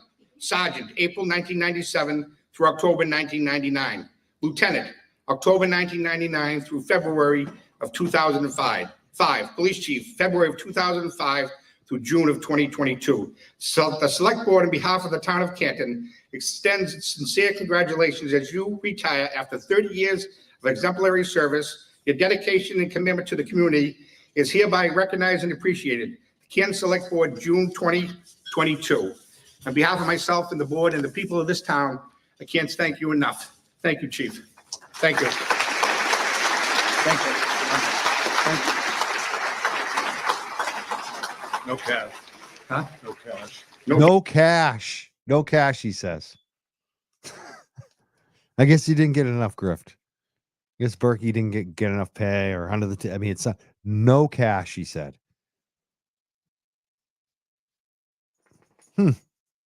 No cash, Berkey. Did you get a lot of cash on the side, Burke? Is that funny? There's Higgins' head right there. On the side of Higgins' head. Higgins head. Half of Higgins' head on the bottom left here. Cash. No cash. Am I the only? Maybe Higgins will hook you up. Higgins and his buddy Albert. Only one that picked up on the body language when that was being read. Oh, let's go, let's go. Fast forward. So I have a funny story, and it's the elephant in the room. Everybody is probably looking at the centerpieces going, what is that? So Kenny always ran the police department like he was running his personal checkbook. He was constantly aware just how incredibly hard the citizens and business. Wait, let me just read this. Is this the edited version? Yes, it is the edited version. We talked about that earlier in the show. We believe this has been edited, and we believe that this has deleted one of the most incriminating speeches from the federal agent, from Higgins. That's the rumor that's going around. We're trying to find out. We're trying to get that information. So we figured we'd listen to the rest of the speeches tonight. Again, once again, kind of go through them and see what they actually let air, which is a lot of it's very revealing. It shows what kind of guy Kenny Berkowitz. He's a guy that everyone likes. All the other cops like him. They trust him. Why do they trust him? Why do you think? Why do cops trust other cops?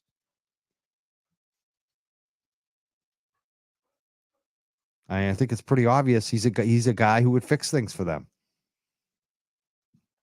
And that's the rumor, is that the ATF's agent said Berkey knows where to hide the bodies. That's the video that we don't have. So I'm going to play some more. My dog's starting to go crazy here. I might have to cut it off. I want to take some phone calls tonight, but I want to get to the FBI agent too.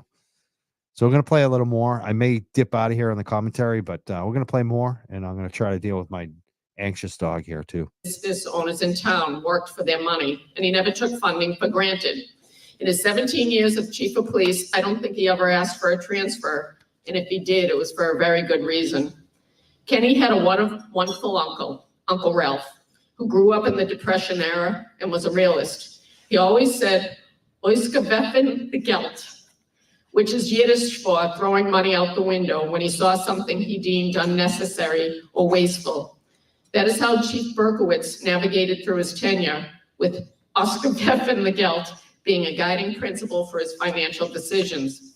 When he first made chief, besides designing new patches and a new cruiser detail, creating a K-9 unit, increasing the SRO program from 1 full-time officer to officers in every school 5 days a week, he didn't really leave me a lot to do. Kenny wanted to remember those officers who served CPD prior to us. He was able to work with community partners who donated time and product to create the Hall of Honor that is in the foyer of the Canton Police Department and names every officer in their years of service. We invited all the officers and their families, and it really meant a lot for everyone who attended. In preparation for the day, I was in charge of decorations. He was going over it with me, and I said I was getting 12 balloons for the columns at the front of the building. I was putting 6 on each column. The chief turned to me and said, "Oysterfetten the Geld, get 6 and put 3 on each column. That's all you need." So in planning this last-minute celebration, you will be happy to know that I was able to borrow the candle things from the Blue Hills Country Club. I went last week, but it was still only 50% on the July 4th, and so I went back last night, and it was, all these were 70% off, Chief. And it's nothing extravagant, in honor of Uncle Ralph.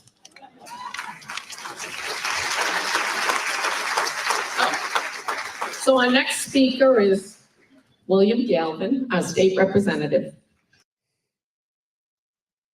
How do I follow all that? John Conley, whew, you were excellent. Of course, John and the chief are two of a kind. You have to always watch your back. In a good way. In a good way, yes, in a good way. But it's a pleasure to be here this evening with all of you to honor Ken. In a good way. And so much is said about Ken so far tonight. And I agree with all of it. I mean, he's a very intelligent, respectful, great communicator, and he was a great chief.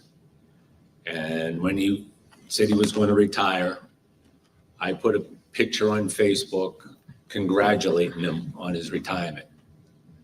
That picture got more likes and comments than any post I ever put on in my 32 years in the State House. But it wasn't because of me they liked it. And I hate to tell you this, Chief, it wasn't because of you.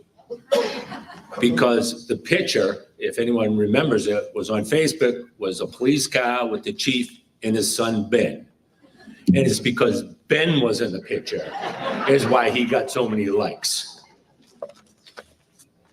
Sorry, Chief.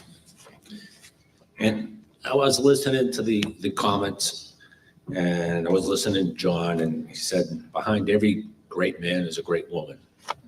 And he said, you had two great women behind you, and you did. But you had one more. You had this one right behind you, Helena. And she's had your back from the beginning of time. And she's going to make a great chief.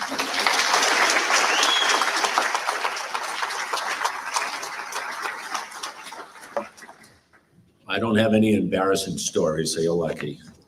But why don't you come up here and I'll give you the citation, and then, I don't know, am I the last speaker? You might be done. Oh, no, we're all done then. Yes. Because you get the last word.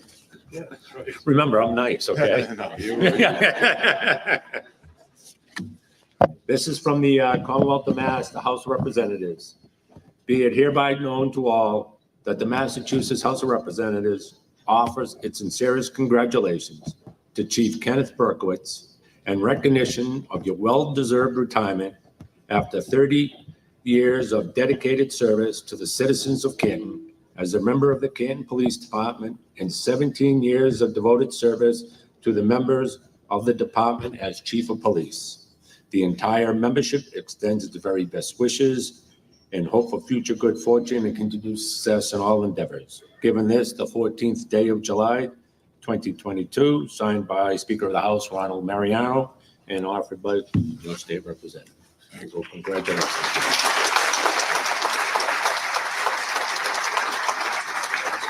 Just add one more. Congratulations.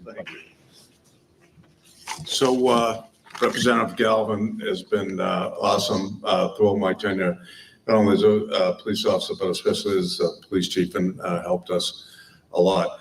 But when we're going through stuff with police reform and other stuff, I reached out to him on some stuff, and he said, oh, I'm not sure I'm going to vote and stuff. And I try to really, I said, listen, just make an informed opinion. You know, either meet me or let me give you some information about it. So I gave him as much information as I could about it. And he called me that night. I still remember it was on a Friday night. And he said, might cost me the getting reelected, but I'm going to vote against it.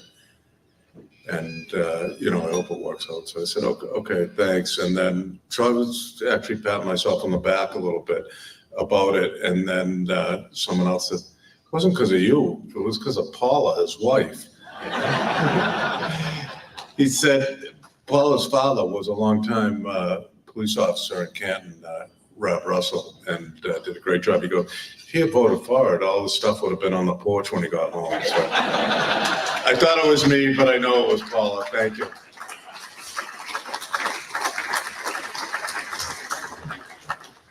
Our next speaker is the other part of the Chief's Brew. It's our Canton Fire Chief, and these two got together and they were brewing home brew just to take off the stress of their job.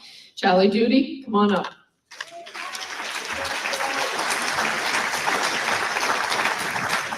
Good.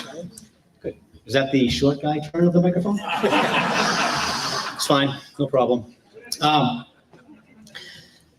don't really have a speech. I don't have any gifts. I tried. I was thinking about what to get you. I didn't know what to get you, so I thought that I would just come up and thank you.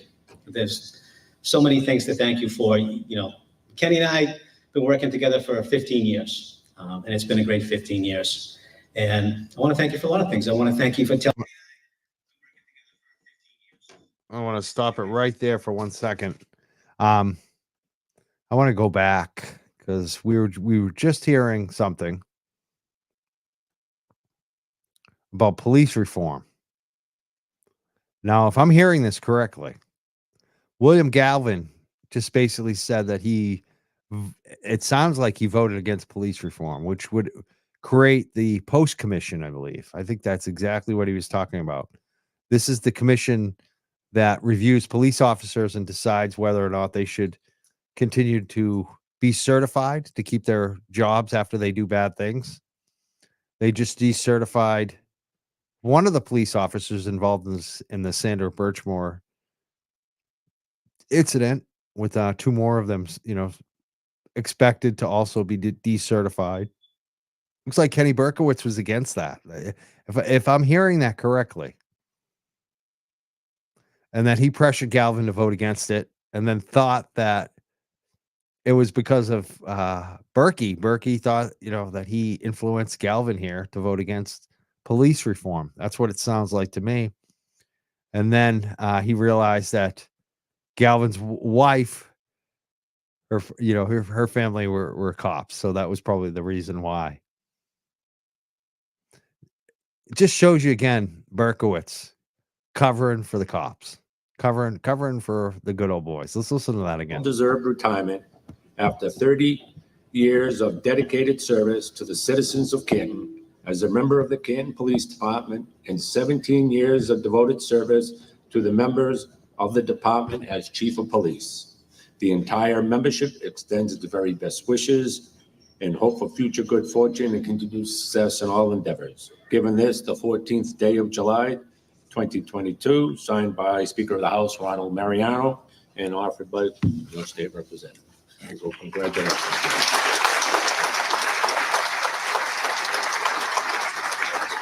Just add one more.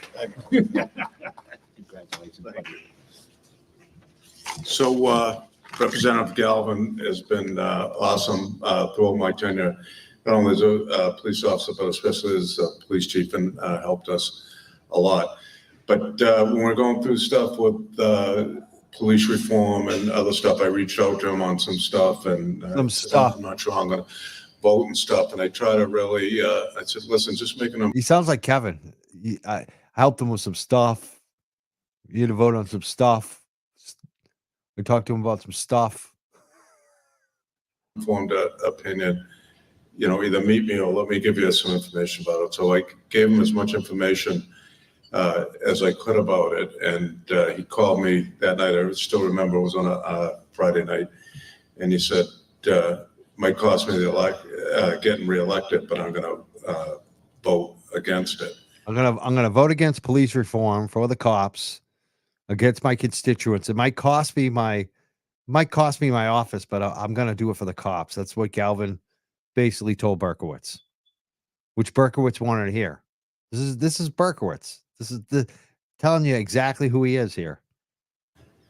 And I hope it works out. So I said, okay, thanks. And then so I was actually patting myself on the back a little bit. He's patting himself on the back, how influential he is, how he's good at working the politicians.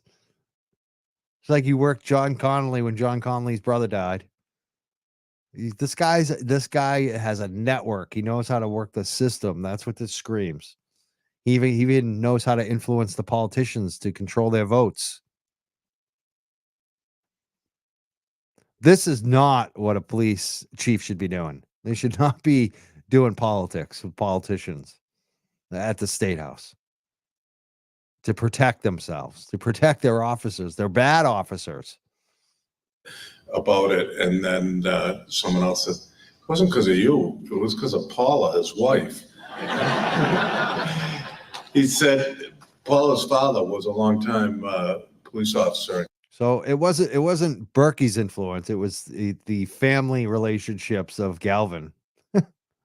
These guys are all connected to police, every single one of them. The biggest lobby in the state. I want to thank Bob. Ask Bob. He just made a donation, a super chat. We just got a super chat. He says, Mike, you are so important to our community. I look forward to watching these prior videos you select, and my jaw always drops. Thanks, brother. No, thank you, Ask Bob. Thank you for watching, and thank you for commenting, and thank you for donating. Thank you so much. I really do appreciate it. Canton, Rob Russell, and did a great job. He goes, if he had voted for it, all the stuff would have been on the porch when he got home. So I thought it was me, but I know it was Paula. Thank you. Thanks, Paula. It meant leaving Metro. He wouldn't be able to be an operator anymore. And Metro It's the camaraderie and the comedy, and I wish you the best in your retirement. You deserve all of it.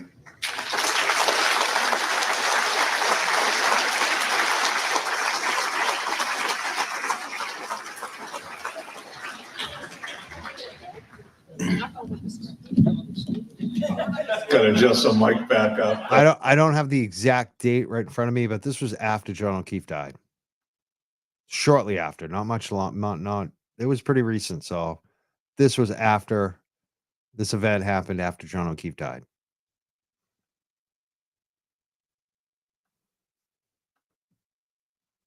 That's all I got to say.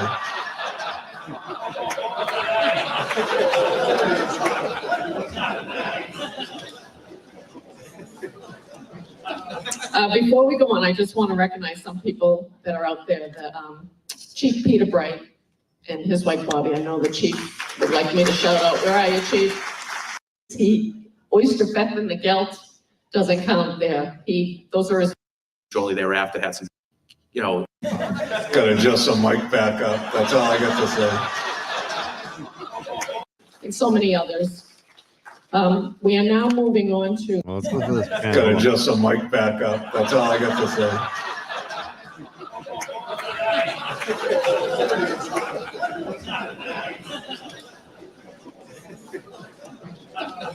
Before we go on, I just. real. Gotta adjust. Before we go on, Commissioner Dick Stady is here, and I'm trying to get it right back to that. I want to see the pan, the crowd. Is that a different angle? Okay.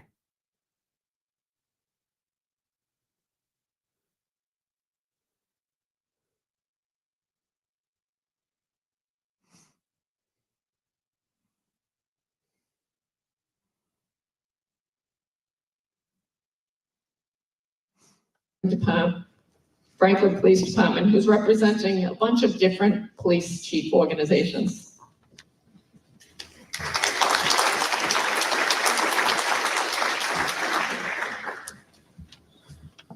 All right, so when I came here tonight, I did not realize that I'd be representing the Norfolk County Chiefs, the Massachusetts Police Chiefs Association, and Metrolec, until Chief Rafferty told me that I was representing those three.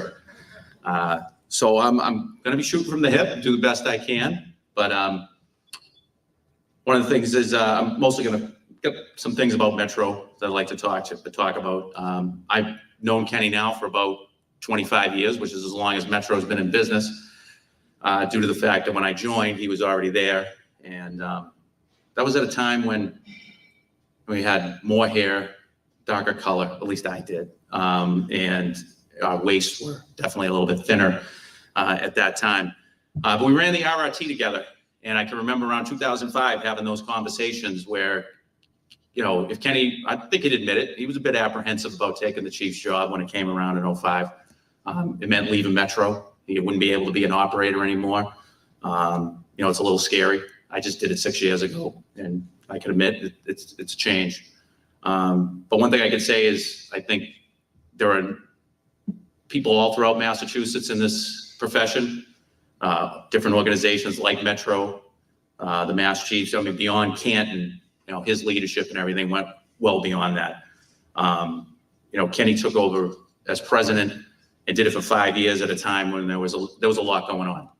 We were going into Boston on a regular basis to support BPD with their missions for all the championship series and the parades that occurred after. And then there was a lot of attempts by many organizations at that time, including the ACLU, who were trying to basically destroy Metro in any way, shape, form that they could. And he tirelessly led the agency as president through that. Biz Berkowitz again defending cops. This guy's admitting it. And one of the most, if you look into these, they have these Neblek groups. This group he's talking about, these groups are some of the most problematic groups around law enforcement.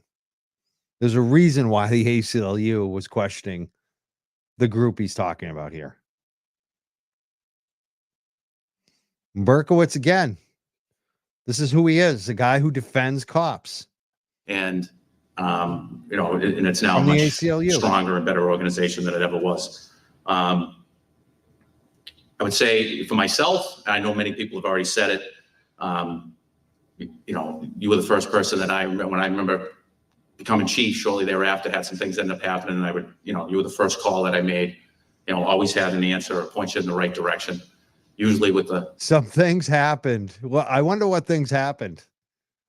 He's the first one that you would call to fix it. He would tell you exactly what to do, how to fix things. That's what he just said, right? Reading between the lines here, this cop. There's always humor, involved, even, which is great when you're basically dealing with something that was really tough. But, on behalf of the entire law enforcement community in Massachusetts, all the organizations that you were part of, thank you for your leadership. Thank you for your mentorship. Thank you for everything that you did. The other two organizations will have to tell me what they got you because they never brought it over or anything like that. But for the Mass Chiefs, they did get you a nice watch. I don't know what you're going to do with it. Even when you were chief, you probably only used it twice a week. Now you're not going to be working at all, so I don't know. But on behalf of all the members, we wish you a long and happy retirement and hope that you'll stay involved, which I'm sure you will.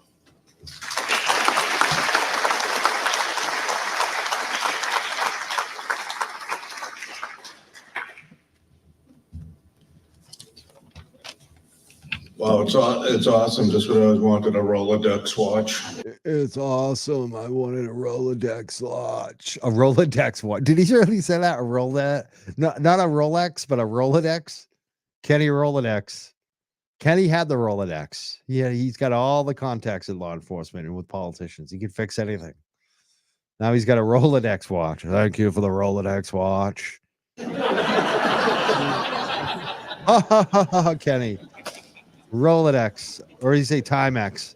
Is it a Timex, a Rolodex? So when it Rolex? comes to shoes, hats, and baseball caps and watches, Kenny Berkowitz is, I guess, like the Imelda Marcos of shoes.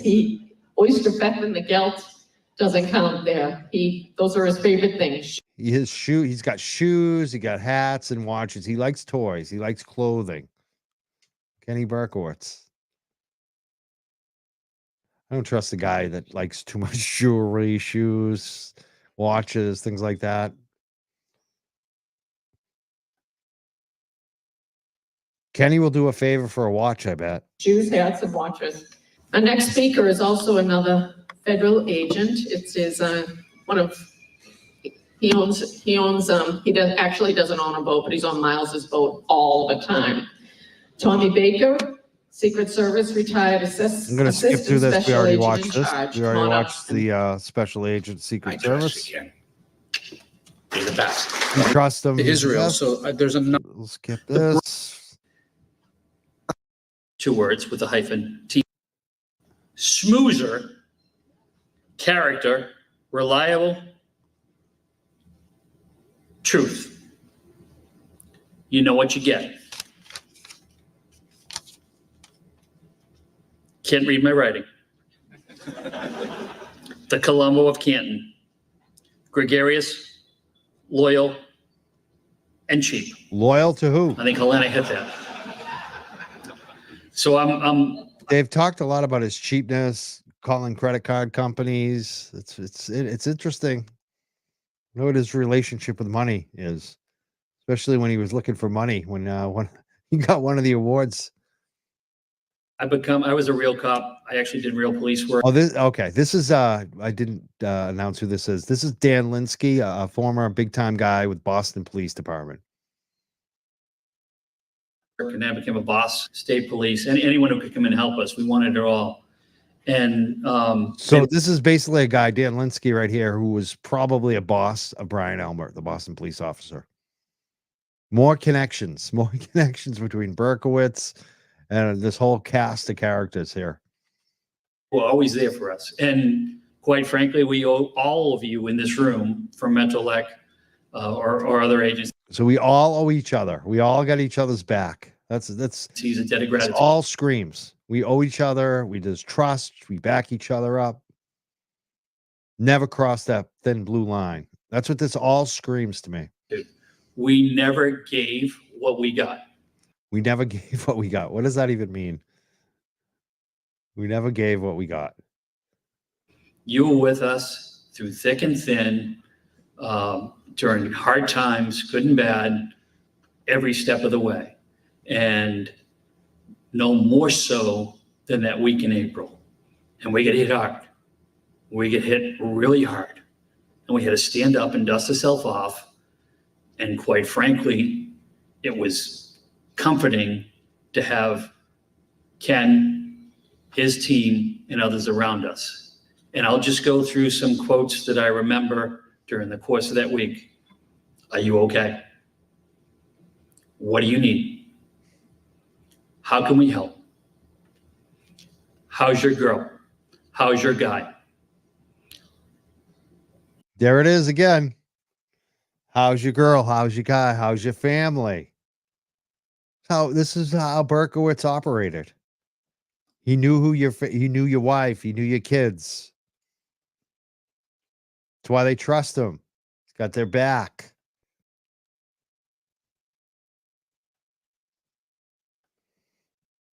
Again, this is Dan Linsky. He's a former big-time guy with Boston Police. Those comments were from someone who was a leader of his department, a leader of our region, who helped us stand up to terror and helped us rebuild in the most emotional, intense time of my entire career, our entire city's career. And he was there that day because he had been there prior. This wasn't something that evolved that hour, that afternoon. It was something that he helped build and plan with the Lex system, with mutual support, with working together, with reaching out and making our profession better every time he could. If there was a training he thought we needed, he did it. If it was a training he thought we shouldn't have, he said, let's get rid of that and do something we need to have. He was always a voice of reason. He was always, from the Boston police chief, to be able to step outside my role and to have someone outside give me guidance and counsel. He was there. And more importantly, he was a friend and he was a family member. And as much as he asked about, are you okay? What are you doing? When other events occurred in good times and in bad, it was, what your son's up to? There it is again. How are your sons doing? He's like family. My Ben's going to this school. I'm hoping he's going to be a cop. Irish Cultural Center and the Jewish chief at the Irish Cultural Center in Canton, talking about our kids' schools. There was always a conversation, not only about work, but about you and your family, because he had the emotional intelligence and he had the emotional intelligence to work everyone, to work a room. I mean, like I said, I was a financial advisor way back in the day, over 10 years, licensed. Most of that job was two things: hand holding education. And when I say hand holding, it's a lot of it is just doing exactly what this guy's talking about. How are your kids? Let's talk about your family. Let's talk about your goals. Let's talk about your life. Because that's how you sell somebody. It's the truth. It's how you build trust with them. If you show that you care about somebody, whether it's genuine or real. For me, it was genuine. But that's also a sales tactic. And this guy is a networker. He knows how to operate the system. That's what this whole thing screams to me. Listen to Dan Linsky. He even did it to the Boston police. Support, care about people. That's why this room is filled. And unfortunately, we only had 2 weeks to do it because we'd have another room with 400 more people in it if we had the opportunity to do it. I thank him for everything he did for my city. I thank you for everything you did for my cops. I thank you for everything you did for my community. I thank you for everything you did for me. I apologize to your family for all we took from you to have you help the city of Boston in many times of need. And I look forward to you in your next chapter, going forward, enjoying yourself, relaxing, and seeing what's out there. But thank you for improving the profession prior to 2020. You were working to make sure we were better and learning and getting different ideas, different opinions, and different ways to police our community long before the community was burning and there was a crisis across America.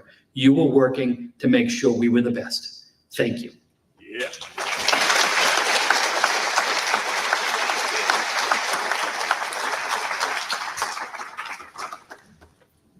That's why he went first. So as commissioner, I can say, yeah, what Danny said. No, thank you, Chief. Excellent words. And thank you all for being here, showing our brother love. And I believe in the Brotherhood. And again, I believe in the Brotherhood. That's William Gross right there. Former Boston Police Commissioner. He's all about the Brotherhood, the police brotherhood. That's why they picked him. I believe he's the first black commissioner. Why did they pick William Gross? Because he's all about the brotherhood of police. This is what this whole thing screams. They're all about the brotherhood. This is the gathering of the brotherhood. I got your back, you got my back. We're all in the same club. This is another guy that was probably Brian Albert's boss. And someone asked, Mike, was this just a few months, this whole, party that they had, the retirement party, was this just right after John O'Keefe died? Yes, it was. This might have been Brian Albert's first public appearance. thank you to your family for sharing him with us. It's tough. It's tough. You miss a lot of things. And I know when we're out there on the front lines, and yes, Danny Linsky was a working cop. We worked in everything until we kind of made it big. It takes a toll on the family. So God bless your family. Mom, I have a tough mom too. And she loves her son. And just thank you all for sharing him with us. But I'm your brother. I'm your brother. And I'm committed to you. I'm committed to you. So you know that guy that ran out, that Middlesex County Sheriff, Peter Contusion, before he left. I'm like, you were talking about my brother? I got. See, look at this. This just shows you how they really are. William Gross is going after a politician that spoke tonight. Now, it's all in joking, but is it really? Listen to what he says here. Listen to what he says. I mean, this is the way these guys act. I got your back. Even when someone's joking about you. Something to say to you. So here's what I said to him. I says, well, big, tall, slim guy with hair. People like myself and Ken Moore, look at us. Built right, can protect. I said, but mainly people like us for three reasons, especially the ladies. Don't worry, Mom, it's clean. We always give you a good meal, a good dessert, and then we fall asleep. But unlike you, Contusion, you'll have the meal, dessert, you won't go to sleep. You'll be in the mirror fixing your hair. So bam, protected my brother. what we do. We protect our brothers in blue. Right, Willie? You didn't protect John O'Keefe, though. Someone asked, was there a moment of silence for John O'Keefe before this event? No, there was not. What do you think? Brian Albert was there. Kevin Albert was there. Brian Higgins was there. Michael Morrissey was there. You think they were going to do a moment of silence for John O'Keefe? No. John O'Keefe wasn't part of that brotherhood. John O'Keefe hadn't made it big, like Willie said. Once they make it big, then you're part of the brotherhood. But on a serious note, you know, as I was climbing the ladder, it's good to know that you have people of the same ilk that really do care about the Commonwealth, the respective towns, the cities, and our great country. That's pretty refreshing because it's pretty easy to sit aside and let someone else do the work.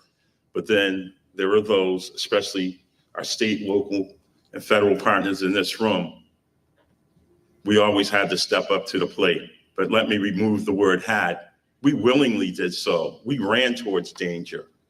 And I'm going to tell you, it was great because here's a comment too. It's funny when Willie Gross was talking about running for mayor, and he did seem like he had some support and might have had a shot. Tina writes, William Gross was going to run for mayor, and they told him they wouldn't back him. They wanted Maura Healey, so he withdrew. I think you mean Michelle Wu. But I think the big thing on that with William Gross is that he knew shit was going to come out on him. He knew the dirt would come out if he ran. That's why I think he decided not to run. I think he had some issues with his past. I'd have to look that up, but I'm pretty damn sure that's what it was really about, why he dropped out. Want to tarnish his name. If you're a William Gross, you get to go around and speak for money. You get to be a consultant. You get to go on TV. If all the dirt comes out against you, all that goes away. So I'm pretty damn sure that's why William Gross decided not to run for mayor. Let's play more Willie Gross. my brother's a little older than me, to look to him for guidance, wisdom, and his perfect examples that he left in brotherhood, to make sure that we were all brotherhood, committed, safe, and prepared for whatever came our way. And Chief Linsky was right. When those two cowards killed innocent people, when those two cowards attacked our officers in Watertown, the culmination of all that was preparedness, because we got those bastards in 101 hours. One's not here, one's in jail. So thank you for a brother like you, making sure you're a part of that team that's committed. That's on a serious note. But a lot of folks know I love acronyms. So when my brother would come to town. How many times did he use brother? Every time Willie Cross uses brother, you got to have a drink. You got to have a smoke. I love how they have this Budweiser bottle that's just been sitting there the whole speech. I mean, these guys are not the brightest bulbs. My mother once, my mom was a waitress for a long time. I used to be a waiter bartender too. One of the times she waited on Teddy Kennedy and his wife, Vicky. And they were wicked nice. They gave her a huge tip. And my mom, is a Democrat. She's like, typical pro-choice woman. So she loves the Kennedys. She was all excited. And she's like, after the meal was over, she's like, can I get a picture? I voted for you. And Vicky's like, yes, you can have a picture, but let's clear off this table of all the drinks that were on the table. Because Teddy had come to town to do a working session, come to eat lunch. And he had a couple pops. He had a couple drinks. So before they took the picture, Vicky, his wife, made sure the drinks were off the table. These guys are no Ted Kennedy. They're no Vicky Kennedy. The Budweiser is still standing there. It's been sitting there on the podium for the entire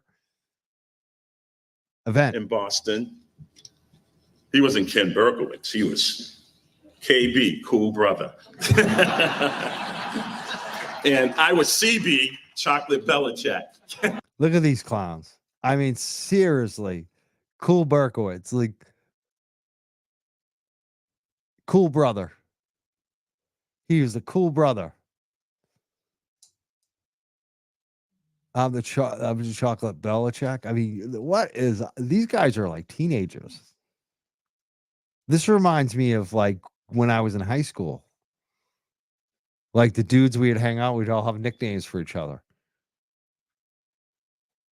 That's what this reminds me of. High school. These guys are like high school guys. Look at this guy. What a clown. So funny. Because hey, what do we do? Hey, do your job, no days off. And so it was great to learn from you. And we also learned, in the spirit of Patriots, here's your present, my brother, 6X. What does that mean? Do your job, no days off. And for the state, local, and federal partnership in here in law enforcement, you know what that means? We got you back. We got each other's back, state, federal, local. Know our job. We knew our job would never be easy. We knew we'd have haters, but we still did our jobs with no days off. And wow, it's so tough to do that job when you're making all that money. I mean, always talking about the sacrifice they made. If it's such a sacrifice, why does everyone want the job? Like you guys are acting like it's like a McDonald's drive-through that no one wants to work at for minimum wage. These are jobs that people, they spend their lives trying to get these jobs. For all my brothers and sisters, know this. If our jobs were easy, then the Monday morning quarterbacks would do it. But they don't run towards danger. They're not on the field. They're not protecting the team. They're not protecting the citizens. We are. And it's great to have a brother that's Kenny Belichick. And lastly, they're all fanboys. Kenny Belichick. Like, how can you be an adult in your life and you're comparing yourself to a friggin' football coach? I don't know. I'm a sports guy. I like to play sports, but not a fanboy. I'd rather go to a high school, college game. I love how my brother mentioned God. It was a great speech. And according to Ancestry.com, I'm 2% Jewish. So thank you. Thank you, Robert Treston and my brother, because I went on that Israel trip where I learned a little part of a prayer that I'm going to leave with you. Baruch atah Adonai. Blessed are you, Lord God, King of the universe. God has truly blessed us today by allowing for all of you to be here to recognize this great man. God is really great because all of us that have spoken today have educated you about what it really means to be God's children. If you saw those pictures, you've heard everyone speak. He's definitely about community. No matter what you look like, where you come from, he's there for you. Another acronym, CB, Karen Brother. He is there. And that's what God's good brother. Grace. Drink. And that means he had a mama that raised him right. And ma'am, I know you're proud of your son. He is truly one of God's children. So I know I can confidently say this in my brother's word. God bless you all. God bless Canton, the Commonwealth, and the United States of America. Come get your patch. Kenny Belichick.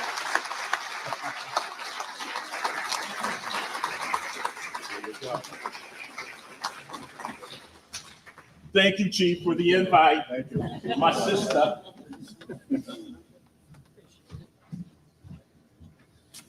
So I listened and I listened and I listened to Chief Linsky's all the adjectives, and patient was not one adjective that anybody used to describe you. Yeah, perfect. That was Mom. Far from perfect. Yes. So moving on. Right now, also in April of 2013, not only did Metro work with the Boston Police Department. They work closely with the Federal Bureau of Investigation in solving and finding the culprits in the bombing. So tonight we have the special agent in charge of the Boston office, Joe Bonavolanta. This is a guy who recently retired. He's the special agent that was in charge of the FBI in Boston, Joe. I'm going to play his speech, and I was hoping to take some phone calls tonight, but the dog is getting very anxious right now. I got an anxious dog that we're dog sitting.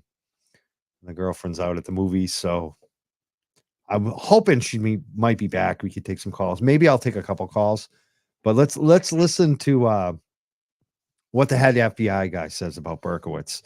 This again is what really concerns me, and I worry, is about the relationships between the feds, the state, and the local. They're all buddies. They are all buddies. Yeah, Lauren says it. This is not comforting that the FBI is there having drinks with who could be the killers, allegedly could be the killers.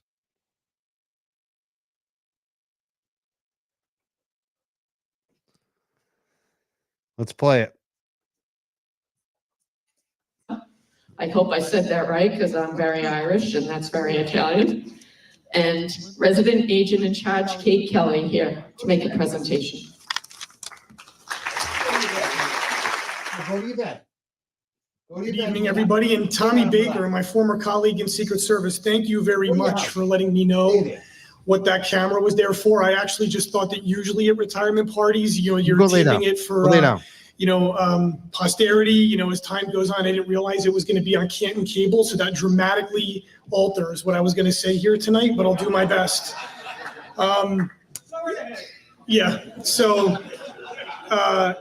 I will say this, I'm not going to echo many of the things, and I'm sure you're all going to be thankful for that at this time, what other people said. But, I came up here to Boston during my first tour up here in 2013. And everybody I talked to said the one person you have to go to and develop a relationship with is Kenny Berkowitz. And that was very true. But it really was when I returned back up here as the special agent in charge, when I really, beyond the friendship that had already been struck with Kenny, what I really saw the power of. Why would everyone say you got to be friends with Kenny? Think about that. The FBI guy. Everybody says you got to be friends with Kenny. Sounds like Kenny's one of the most connected people of all in the state law enforcement.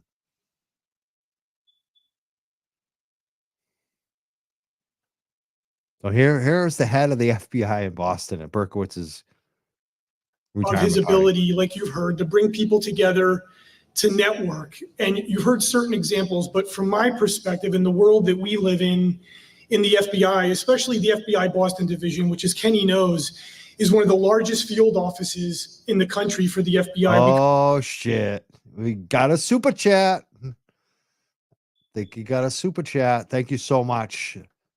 Another super chat came in from Ask Bob. 50, man. You're so kind. Thank you so much. That's very generous of you.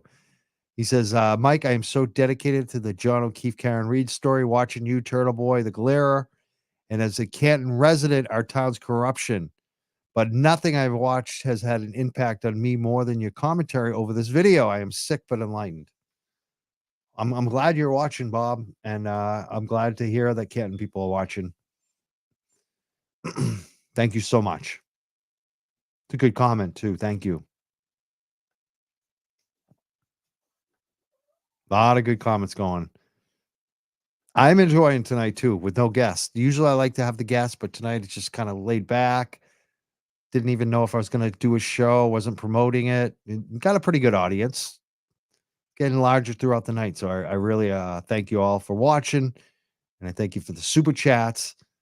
Let's listen to Special Agent in charge of the Boston FBI, Joseph Bonavolanta, or whatever, how you say his name, who's buddies with Kenny Berkowitz. And let's hope I can keep these dogs in line. This dog is very anxious.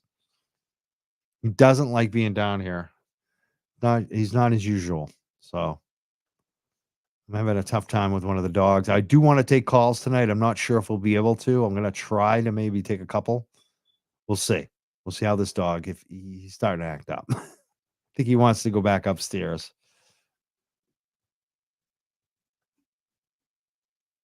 Yeah, the trolls on Twitter are desperate. They're there. It's funny how bad they're coming after me again. I always know that I'm doing good work when the trolls go into overdrive against me. They freaked the hell out today when I called out Kevin.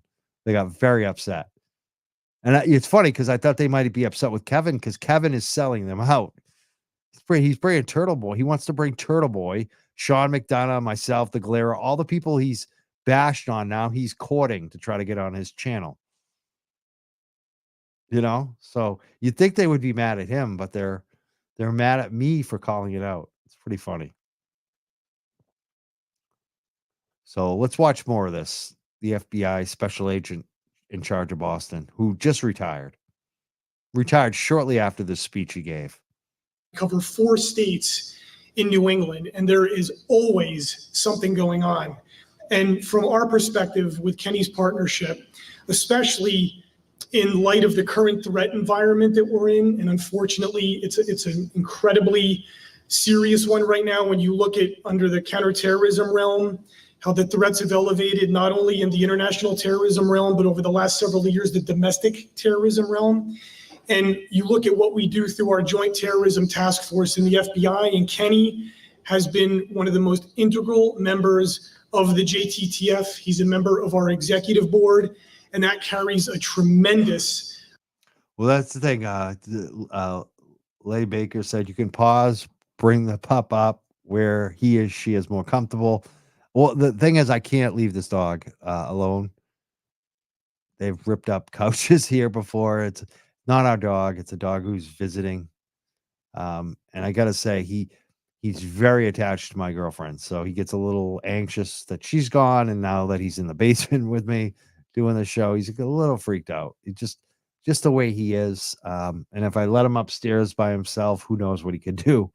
So I got to keep an eye on him. You know what? He's starting to relax. He's laying down again. So hopefully he's going to be good.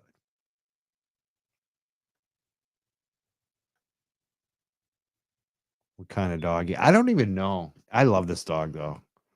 He's one of these dogs that we've really become attached to. He stays here a lot. His parents are really awesome people, but he's got a lot of anxiety and a lot of difficulty. He's bit people before. He's bitten us, but he doesn't anymore. He loves us. And I know his owners have a hard time finding anyone else that will take care of him. So we're always his primary because we can deal with a little bit of a difficult dog. He's not super difficult, but he's got some, anxiety issues. We make him calm. He loves being here. So he knows he's in good hands. He gets excited to come here. He loves hanging out with our doggy. And that's the other thing. Our doggy wants to be down here. And if one is upstairs and one is down, that's when more anxiety will happen. So they're both down here. They're going to be down here. Let's watch more of this. No more doggy talk. Amount of weight. We cannot do what we do without the JTTF and the 70 federal, state, and local partners that we work with day to day. And Kenny's a preeminent member of that. And just to give you an example, when I talked about that threat landscape that we're in right now, it's an ever-evolving one, and it's an incredibly. Yeah, I love this comment. Glad I didn't have a shot every time you said brother. Yeah, can you imagine if you had a shot every time he said brother? Willie Gross. He must have said brother. We should play that back and count how many times he actually said brother in that 5-minute speech. I mean, that's what this whole thing, the retirement party is. It's all the brothers celebrating their king brother. Serious one today. And one of the things that we do more and more of every single day is community outreach. And Kenny is the one person above all else. If we need to get 200 to 300 community leaders in a room to go over some incredibly important things, such as protecting houses of worship, active shooter training, or any other kinds of threat debriefings, Kenny's the one that we go to.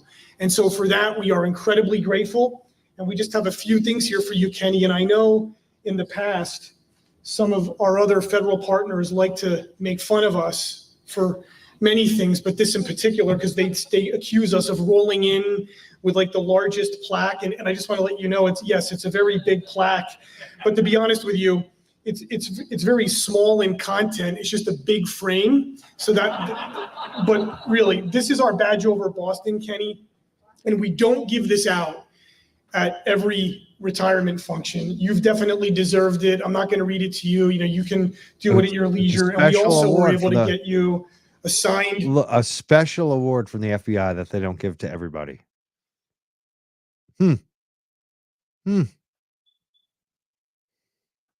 Certificate and really a letter of commendation for your tremendous career. And this I am going to read. It's very short. It's to Chief Kenneth Berkowitz of the Canton Police Department for your many years of distinguished service in law enforcement and your selfless efforts to protect and serve the American public. You have always recognized that a key to combating crime is unstinting cooperation among law enforcement agencies at all levels of government. The FBI and the American people have been the beneficiaries of your professionalism and dedication to duty, and we congratulate you on a remarkable career, and it's signed by Director Christopher Wray from the FBI. So Kenny, would you please come up here and accept these on our behalf?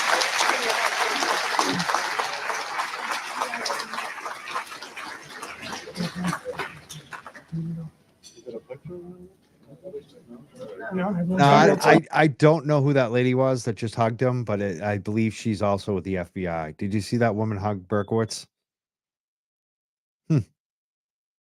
They look close. What if she's running the FBI since Joe retired? Yeah. Joint Terrorism Task Force. Interesting that Berkowitz was on the board. That is truly frightening more than we realize, Diane Gallagher writes. That's the thing. When the Alberts threaten on Twitter that they have federal protection, they got friends in the feds. We've seen some of them in the anonymous troll accounts that we think we know who they are. I think that comes from Berkowitz. Berkowitz has the federal friends. Are they going to protect him? Are they? Good question. Is the Joint Terrorism Task Force going to protect Berkowitz? It sure looks like it on this, doesn't it? And now the FBI. This is Mizzy. I love Mizzy. Mizzy's been a guest on the show. We got to have her back on again soon. She supports the investigation and justice for Sandra Birchmore. She writes, kind of hilarious now the FBI is investigating all these clowns. It's hilarious, but it's also scary because are they really investigating them?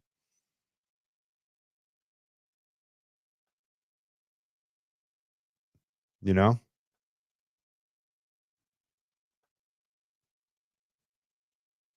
And if I was Michael Proctor, I'd be very afraid that they're going to make me the fall guy for all this. They'll protect Kenny and the rest, or Higgins. Maybe, Higgins and Proctor seem to be the two fall guys right now. If I were them, I would be tattling away because those two guys are the fall guys. It's so obvious right now that this will probably be a limited hangout. They'll blame it on Higgins and they'll blame it on Proctor.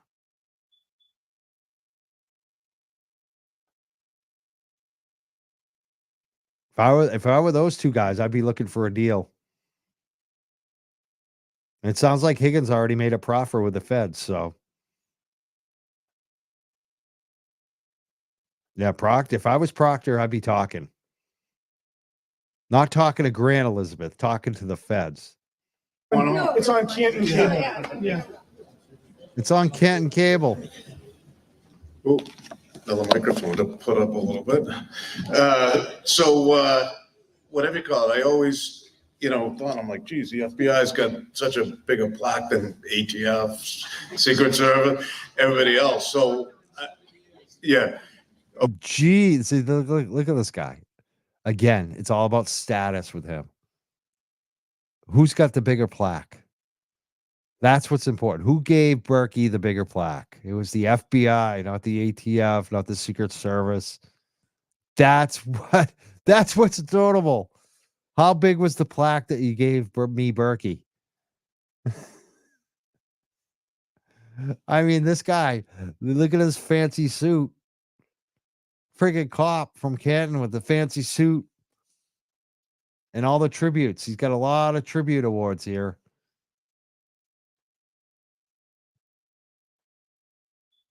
What's important about the FBI is they gave me the biggest award.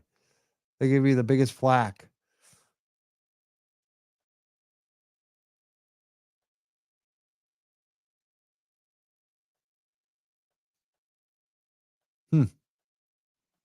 A lot of good comments coming in. Yeah, Canton Cable caught the Canton cover-up crew without even knowing or trying. I gotta say, Canton Cable, Canton Community Cable, I like the MVPs of this whole thing. Like, you know, you got Turtle Boy, you got Sean McDonough, Melanie Little, the Glera, so many good people who get praise. Nick Rocco, we could go on and on. There's people that we know who get the praise. I don't think Canton Community Television gets enough praise. They have done amazing work, both in covering the government with the select board and showing up at the protest, and also covering court. And this was gold. Thank God they did this. And hopefully they come through for us again. Let's hope that Canton Community Television finds the video that was edited, that we believe allegedly that was edited out with the Higgins speech for Berkowitz. Let's hope that they come through with that. Yeah, they've been to a bunch of Sandra events. Canton Community Television is awesome. I love them. Thank God for them. And let's hope they come through with more. Let's ask them nicely. Can you find the alleged Higgins video at this Berkowitz retirement party? We want that speech. It would be amazing to get that speech. Okay. If it So exists. I went to another party similar to this. They kind of do give this to a lot of people, to be honest. But so they gave this out after the ATF and everybody else, and I'm like, geez, the FBI's. It's funny you asked. Lauren asked if will CTV be live streaming from Oakley from the federal courthouse. Unfortunately, the feds don't let streaming happen, so we won't be able to watch the federal court cases if it happens. You would actually have to show up and watch it if you wanted to see it, and rely on reporters to cover it. Black is so much bigger and nicer than everyone else. One of their federal partners turned to me and goes, "That's because they need room to put the microphones in it. So that's why they're so big." But thank you from the bottom of my heart. I mean, the FBI Academy, I got classmates here that I went through, and I know there are a lot of people here that went through the FBI Academy and other things, but more than anything else, I just appreciate your partnership and say. More than anything else, I appreciate that there's a lot of microphones when the FBI does a press conference. I mean, again, Berkowitz, all about the status, about the media, about the image. They tell you who they are if you listen.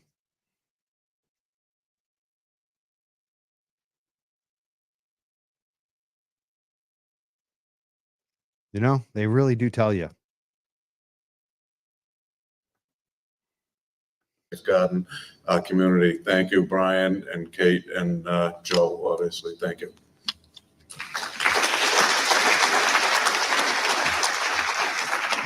We're almost done. We're just coming to the end here, but I have three very important people. Kenny just referenced the FBI National Academy. The FBI incredibly brings law enforcement officers from all over the country and all over the world together 4 times a year. It's 4 different sessions, and they've been doing this for years, like decades.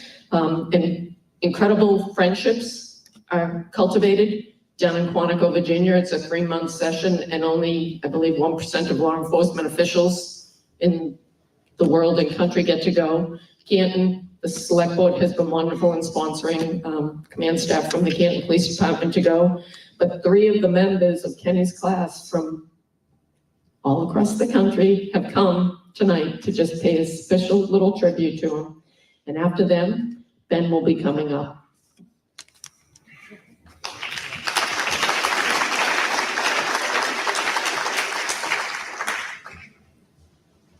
Good evening. My name is Bill Carbone, NYPD, retired, Session 217. With me tonight is Pat Riley from the 217 New Jersey State Police, and Dan Savage from the Grand Rapids Police Department, also from the 217.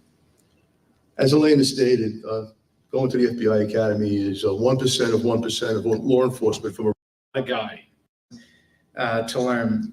Another lesson he always taught me is that a leader should always.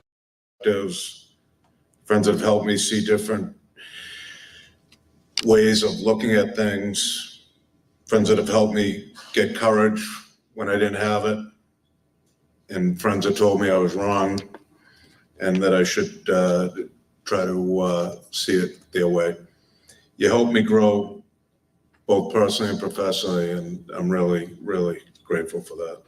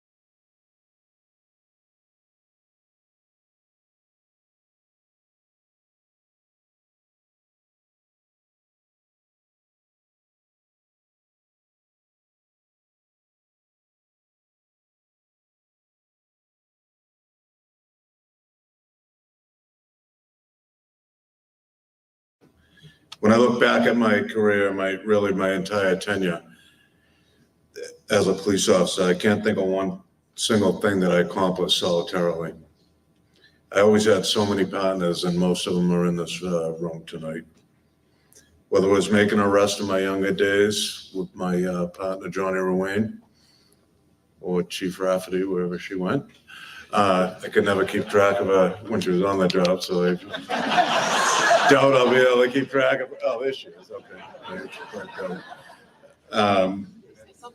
But really, I mean, I always had partners. I just always had help, Metro, NYPD, FBI, it was just always somebody else that was there to help me.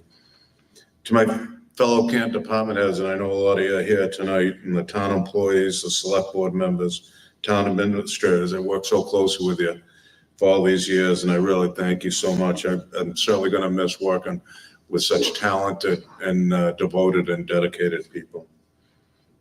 I know Derek's here tonight, and the schools. I can't think of a town where the schools and the police work so closely together. And departments and most of all the students benefit from a close relationship. Our school resource officers are embedded in the fabric of every school at every level in the town of Canton. And it just leads to healthier children and safer children. And I'm so thankful for that. To the fire department and Chief Duty, our relationship has always been so strong. We work side by side, so many things. Aftermath of 9/11, we had a major train crash. We've had plane crashes. We've had shootings. We've had fires, and we've always been side by side. We did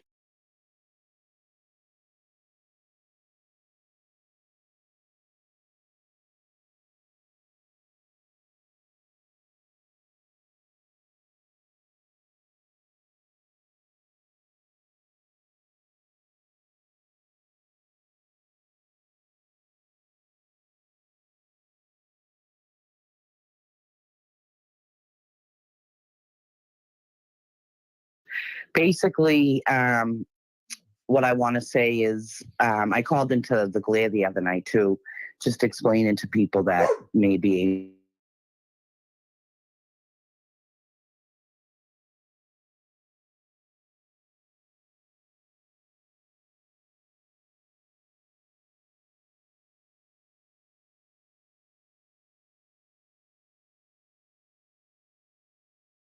real.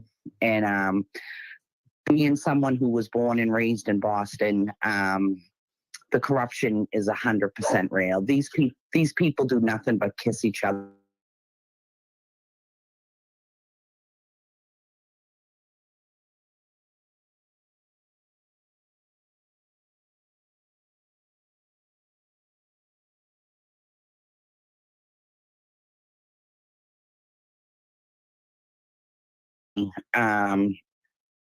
It's scary because I don't think, I'm hoping, I still have hope that they're going to come in and do something, but it's just, what are they waiting for? I mean, Karen's going to trial.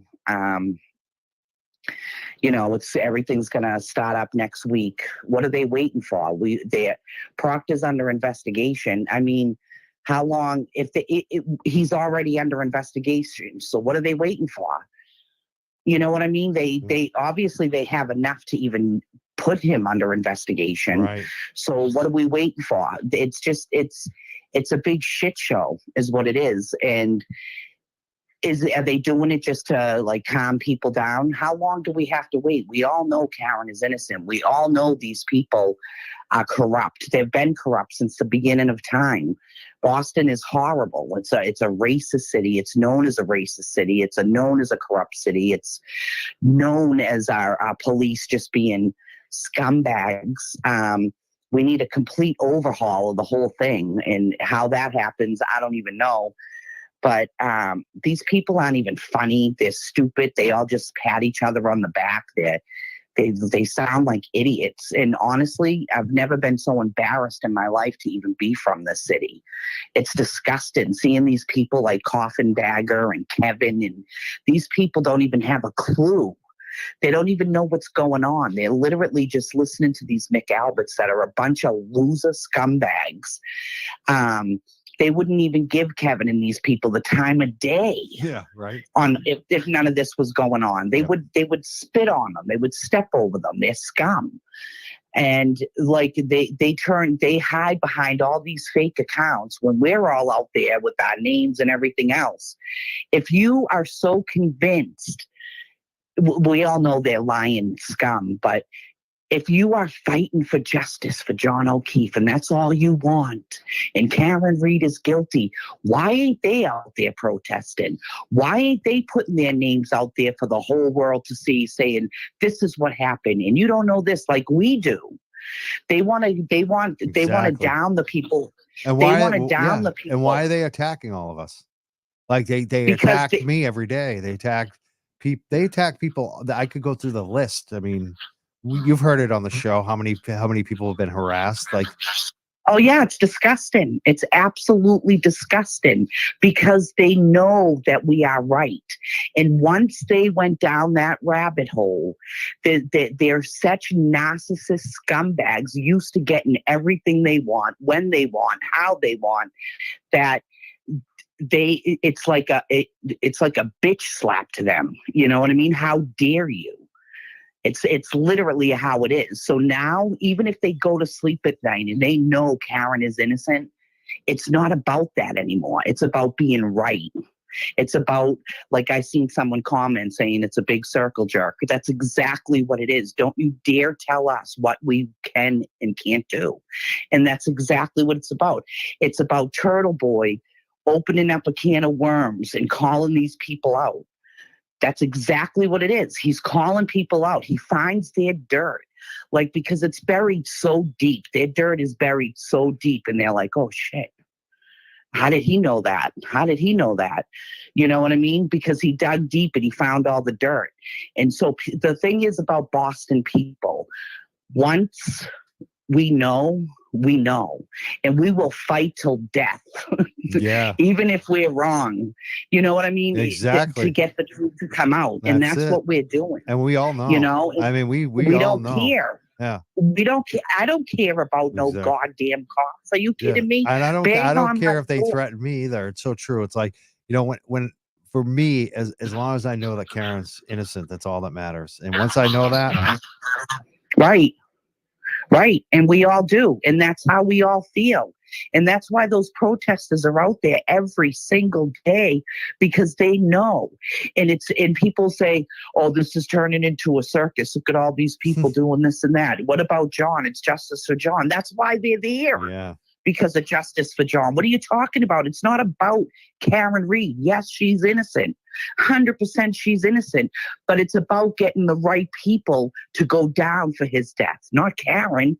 It's all about John O'Keefe. We wouldn't be here if it wasn't about John O'Keefe. So that's what it is. When Kevin attacks you, it's because he's a scumbag. Yeah, he's a dirtbag. And he knows how to get people to respond to his That's text, all he wants. his He comments. Do you think That's I'm correct? all he Do you think I'm wants. correct in turning him down and not doing his show? It's not even worth it, because what they do, Mike, just like they do when Turtle Boy goes on. I don't even know why he could, like that Nation show he went on. It's like they give him 2 seconds. They don't even let him talk. And then you see that stupid Grant that looks like he's smoking crack, like yelling, I demand to do that. You don't demand nothing. Yeah. What do you mean you're a law student? Where? I'm going to stop you right there. I just want to ask everyone, because there's someone saying that we got some background noise. Is there some crazy noise? Not going on? here. Yeah. Not here. There isn't. It's I've been having some completely issues on the system. It turned off, and I want to know in the chat, are people hearing some weird background noise, or does it sound clear? It sounds clear to me. Okay. I want to thank you. No noise here, people are saying. Thank you so much for calling in tonight, Gene. You're always a good call. All right. Have a good night, Mike. You too. Thank you. So I guess I'll try to take one more call. I think we're having a little echo. I could hear a little echo there, but other people said they didn't. They think it was their caller line. Yeah, it could be our lines too. Something's up. My system crashed a couple of times. I couldn't get internet. Who knows what's going on? I got a good comment here. I want to post it back up about Jimmy Pedro. I guess is having a tournament tomorrow, a judo tournament. There it is. Random note, Mike. It's not random for me, Susan. Susan writes, random note, Mike. Pedro's Judo is hosting the annual Pedro's Challenge tomorrow at St. John's Prep. Danvers, come on by. What time? I could actually come by. Who knows? I mean, I love to watch a little. Is this high school kids? Is it like an open where anyone can do? I'm guessing. Is Jimmy Pedro going to be there? I've seen Jimmy Pedro wrestle. We were like of the same decade. We were both in high school at the same time. I'll put it like that. Great wrestler. Good guy. I think I told this story.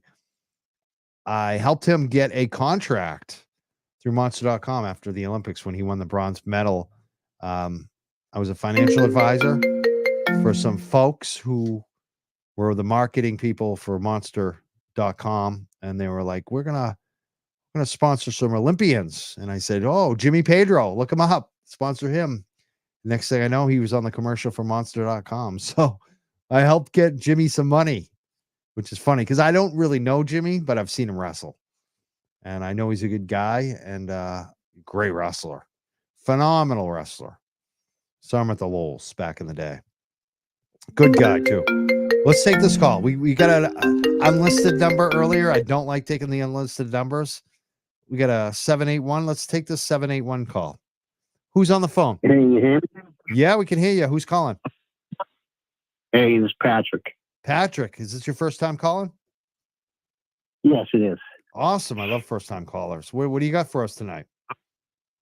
So, all right. Now, a lot of these guys that got up there tonight that are retirees and everything, I don't think they really want to be up there talking. Because they know what a shitbag this guy is. Excuse my language, women, ladies. You know? Because he's just such a scumbag. One second, Patrick. I just want to say I'm gonna jump off here for a second. I want you to keep talking. My partner just got home. I'm gonna let these dogs out. So you just keep going. I'll be right back. Okay. All right. You keep talking. Right. Keep telling your story. Okay. Yeah. Yeah. So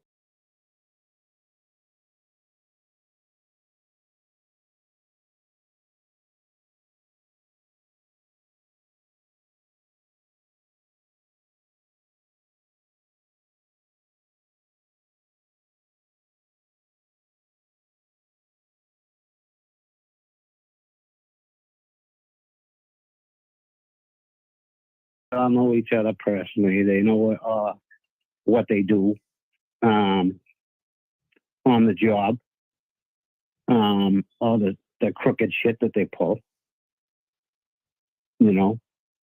And, you know, I grew up in Boston, so I was kind of insulted when the last caller was talking about it being a racist town. I was kind of insulted by that. But, yeah, these guys know what a scumbag he is. Why do you think that? I mean, it seemed like they liked him. They seemed like they liked him backing them up. Yeah, no, I mean, they worked with these guys for how many years? You know what I mean? Yeah. Long decades. How many kids have, yeah. And how many kids have you known growing up in your neighborhood that you just kind of get along with, but you know, he's kind of a shitbag. Yeah, true. You know, Yeah, or a kid you went to school with. Right. And you know, he's kind of a loose cannon, but you deal with him anyways because, you know, he's the neighbor and all that type of stuff. You're from Boston. Did you know Brian Albert from his police work at all? Actually, I kind of. Am I outing you? Well, do you don't want to talk? No. This. All right. What I'm going to say is I can't prove this, but in my heart, this is what I feel. So, you know, you've heard people talk about Officer O'Keefe's partner, Pat, that killed himself. Yeah. Yep. I grew up with Pat. His name is Patrick Rogers. Okay. Now, Pat didn't want to go into the third season of Boston's Finest. Okay. Because he had, you know, he had 2 kids come in from 2 different women, you know. Doesn't mean he's a bad guy. He was a good guy. You know, I grew up with him. And he didn't want to do the show anymore. And that was a big paycheck that Mick Albert was going to miss out on. Okay? And supposedly his gun went off when he was cleaning it. Okay? It's a Glock. You know these guys know how to empty their guns and all that type of stuff. I don't believe it was a suicide. We'll say allegedly. Yeah. You know, and it's allegedly, and I believe it in my heart. And, you know, using my street smarts, I just can't see that thing. You know what I mean? I can't see him doing that. Yeah. Would already have the child and then one on the way. Getting a little choked up. But I could see that. I don't see that happening. And in my heart, I do not believe that that's what Officer Rogers did. Let me ask you another question. Did Pat Rogers ever say anything to you about Brian Albert? No, he never did at all. Okay. You know, I mean, I used to joke about him, you know, being on the show and eating zucchini and drinking wine with the female officer that he was on the show with. That is why they stopped making the show. Donnie Wahlberg stopped producing the show because Pat Rogers died. That's sad. And it's a sad thing. And he was a terrific kid. And, you know, yeah, he might have had his issues, but he loved life too much to kill himself. And I know that a lot of the people, a lot of the other officers were kind of upset about it. And, you know, that's a big paycheck. I don't know what Donnie was paying those guys. I'm sure some good, you know what I mean? I'm sure some good coin. Were you a police officer by chance? No, okay. not at all. Okay. No. We just electrician. We just got word that Grant Smith Ellis apparently is going to be on WBZ radio tonight, which is Dan Ray's show. Which Dan Ray's brother was a state police officer, by the way. I've said that Dan Ray has been ignoring this. I heard from Dan Ray's family members who said, no, that's not true. But I just, it's weird that he's having Grant Smith Ellis. I have a friend that works at WBZ. I'm going to hit him up tonight and see what he thinks, what's going on, if he gives me any inside info. But what do you think about Grant Smith Ellis at WBZ Radio? One of the largest news stations in Boston is airing him tonight. What do you think about that? Well, this is where my Dorchester comes out. He's a punk. I know some people saw it, but when he was running beside Karen saying, is it true you had an affair with the ATF agent? That was me who was yelling at him to knock it off and stop asking personal questions. Yeah. I know a couple of people saw it. So he, he's, what's his mother on Court TV? Is that what it is? Yeah. Well, I don't know if she gets called. I heard she recently went back on, but yeah. Yeah. He is got no soul to ask a woman who lost the love of her life and is being framed for it. Okay. They were fixing up her home so they could sell it, so they could buy another vacation home. The woman, Jane, who was friends with the, with Officer O'Keefe's family, she told that story about fixing up her house and selling it to Sean.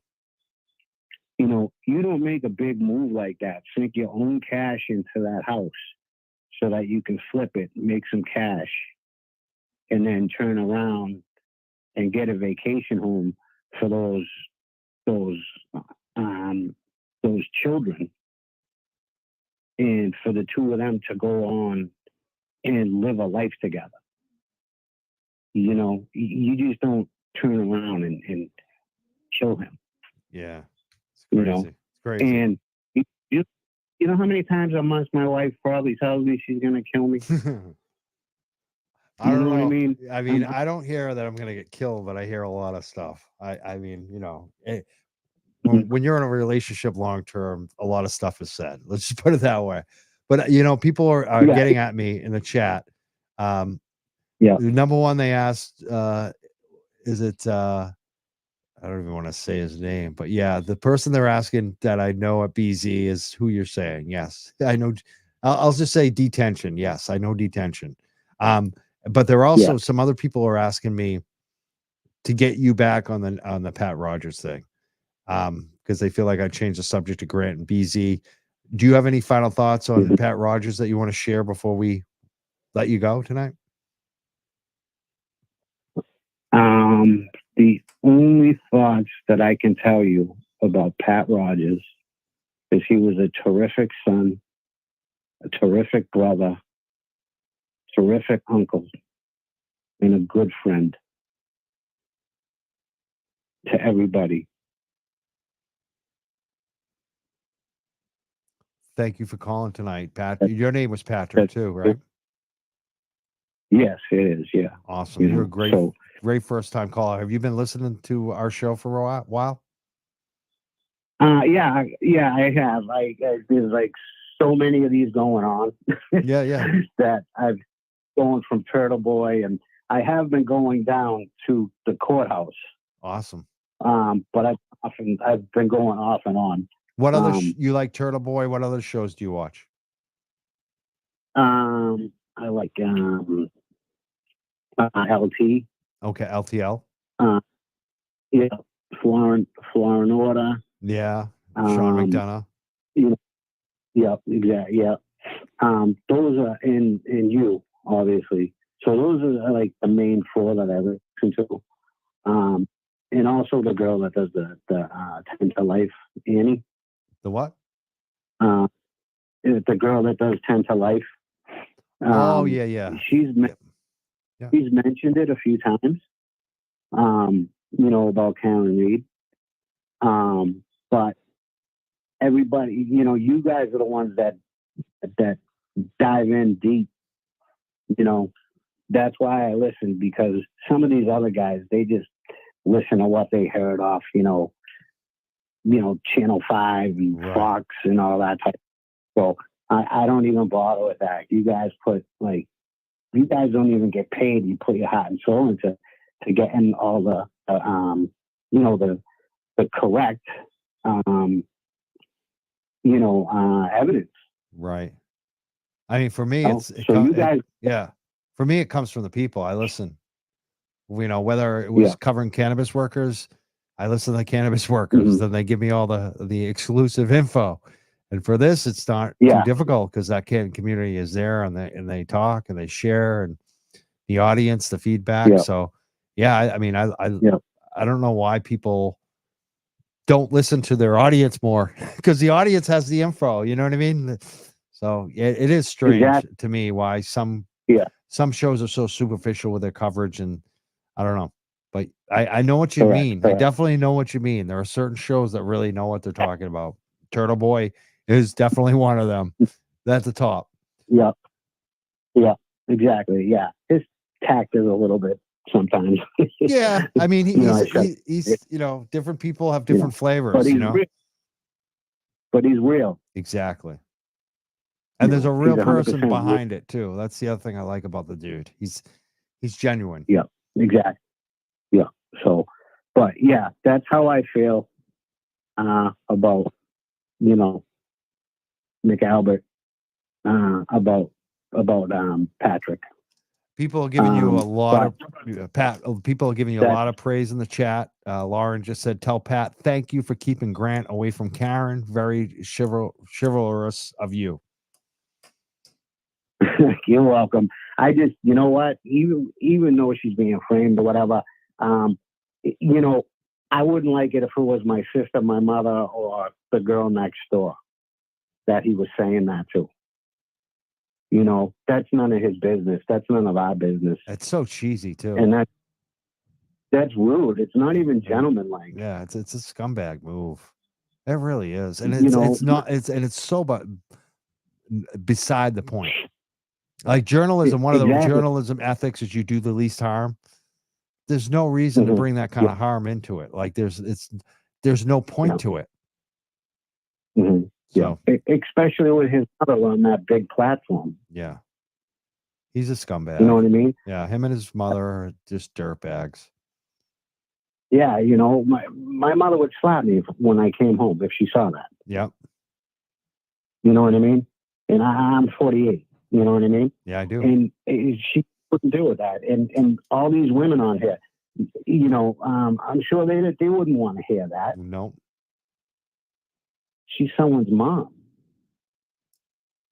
Well, she's not someone's mom, but she's someone's daughter. Exactly. And that's just the way it is. He has no tact. He has no. And then he's hanging out with that other broad. What's her name? Oh, I don't know. We're not going to mention her LG. tonight. LG. Yeah. But he was like, he just like, he's just a guy who's got, he's got his issues. And when this is over, who's going to listen to his platform? No, he's done. I mean, that's the thing. That's the great thing about this. I think he's finally going to be done. He's burned all his bridges in the cannabis community. They hate him. Like he has, So this was his last ditch effort, and we know how this is gonna turn out for him. But I want to thank you so much for calling in tonight. You're like the perfect final caller tonight, Pat. I really appreciate your call, and I hope you keep listening and call in again because people liked your call, and it was a very good call. Yeah, I will. And you know what? Also, I just want to say this really impressed me is I don't know the little guy's name, but he's the one that hangs out with Tom down at the courthouse. I'm not sure. The young kid. Yeah. He's probably in like junior high or something. Oh yeah, I think I saw him in a video recently. Yes. He's been down there because he's on school vacation. Yes. You know what I mean? Yep. So I think that's actually cool that his parents bring him down there, and he's that's like a great education right there. With standing up for our First Amendment rights and him learning all this other stuff going on. So definitely. Yep, it was good. It was good talking to you guys. Sorry, I was pulling my heart out like that. No, it's a very good call. I'm glad you brought up Pat tonight, Pat Rogers. Yeah, like I said, that's allegedly. Allegedly, You know what I mean? exactly. So hopefully the feds or the state or somebody looks into that if there is something to it. Hopefully, so hopefully hopefully the feds are just giving them enough rope to hang themselves by moving on with the trial. They could have stepped in by now. So who knows? Maybe on the side they said, hey, we gotta, we gotta let this go until we can give them enough rope to hang themselves. Well, I think that's what the feds wanted. The feds wanted to push the trial back as long as possible and gather more information. Yeah. That's what it seemed like to me. Yeah, that's what it seems like to me. And I think that's a very good strategy. Definitely. Someone said, I think that's John and Pat from above sending a message. Pardon? Someone just left a comment. They said I think that's John and Pat from above sending a message. Oh yeah. So hopefully they're helping us out, get them both justice. We'll see. Yeah. I want to thank you so much again, Pat, for calling in tonight. All right. And I look forward to seeing you guys, not next week, the next week, the week after. Got chemotherapy next week. So yes. The week after, I'll be out there. You'll be back out there. Well, I hope people are looking for you. Thank you again so much for calling in tonight, Pat. You're welcome. Take care. Enjoy your weekend. You too. Bye now. Thank you. That was a good call. That was Pat. I'm going to wrap it up there. We took a couple calls.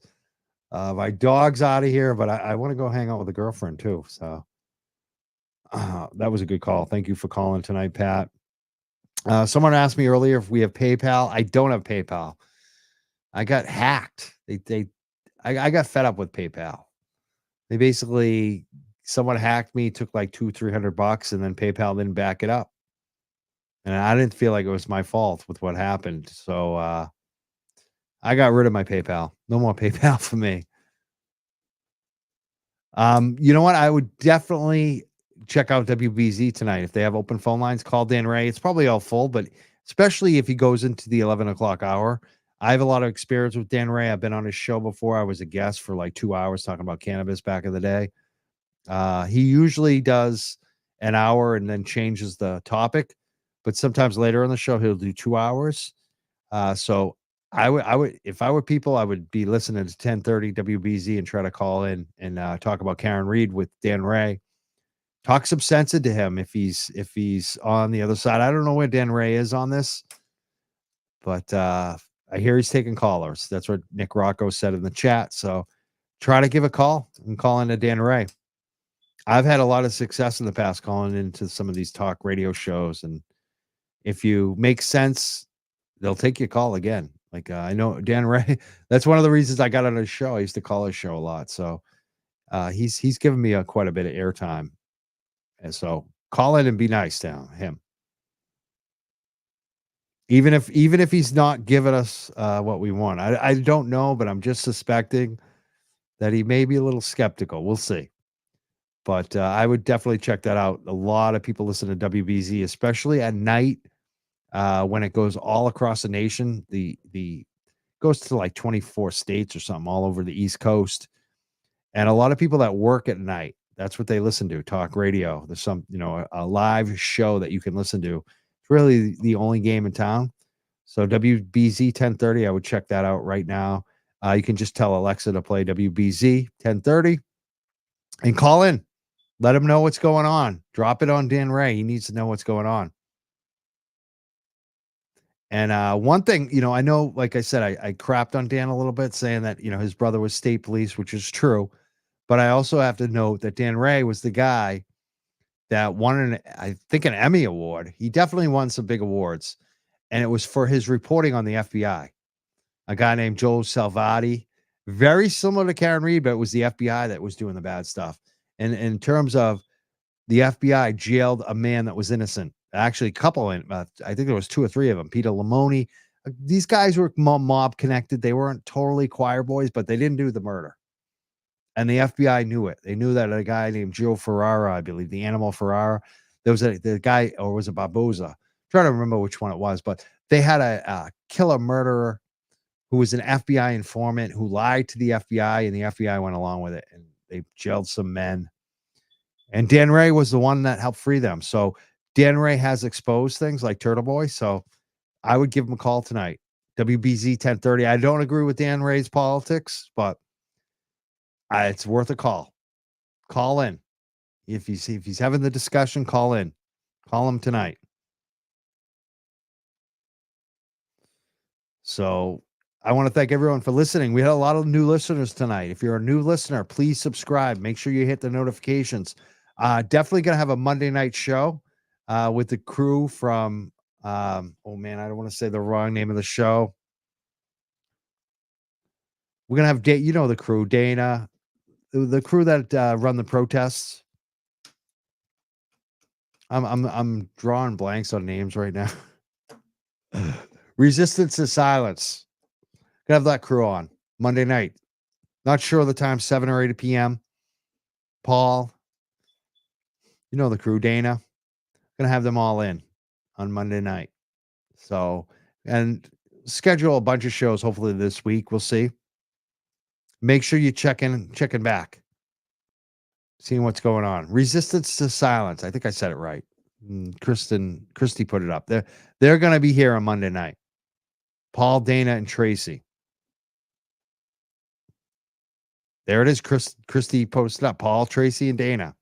Or Tracy, Dana, and Paul. Jonathan says, hey, Mike, I want to be a guest. Well, you got to do more than that. You got to tell me why. Why should I have you as a guest? Hit me up. Let me know why. I'm always looking for guests, but it has to be the right fit, right topic, you know.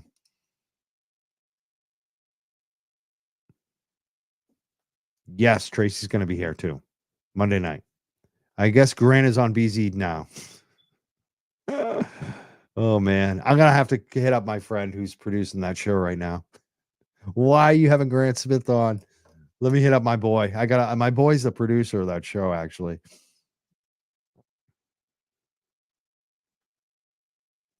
Smash that like button on the way out. I'm going to hit up Detention, my boy, and say, dude, why aren't you having me on? You got Grant on? Are you kidding me? Dan's impressed by Grant. Oh, Dan, that's the problem with Dan. All right, I got to go. I bet Dan is friends with Wendy Murphy. I would put money on that too. But the funny thing is, Dan would, if Dan Ray is around Grant Smith long enough, he'll figure it out. But I got to go. I'll see everyone. Thank you so much for contributing. Thank you for supporting the show. I just want to make sure I didn't miss any more super chats or any more Venmos.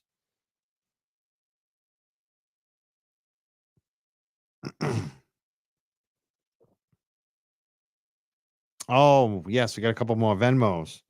Melissa sent some money. She said, love your show and appreciate your time. Happy 10 years. Congratulations. Thank you so much, Melissa. And Tina also sent some money, and she said, great show tonight. I was on Venmo. Thank you so much for the donations. And let me just check the Cash App real quick. And I don't see anything on the Cash App. I want to thank everyone who's been listening and watching, supporting, sharing, subscribing, and especially the donors. Thank you so much. We'll see you soon next time. Mike Crawford checking out.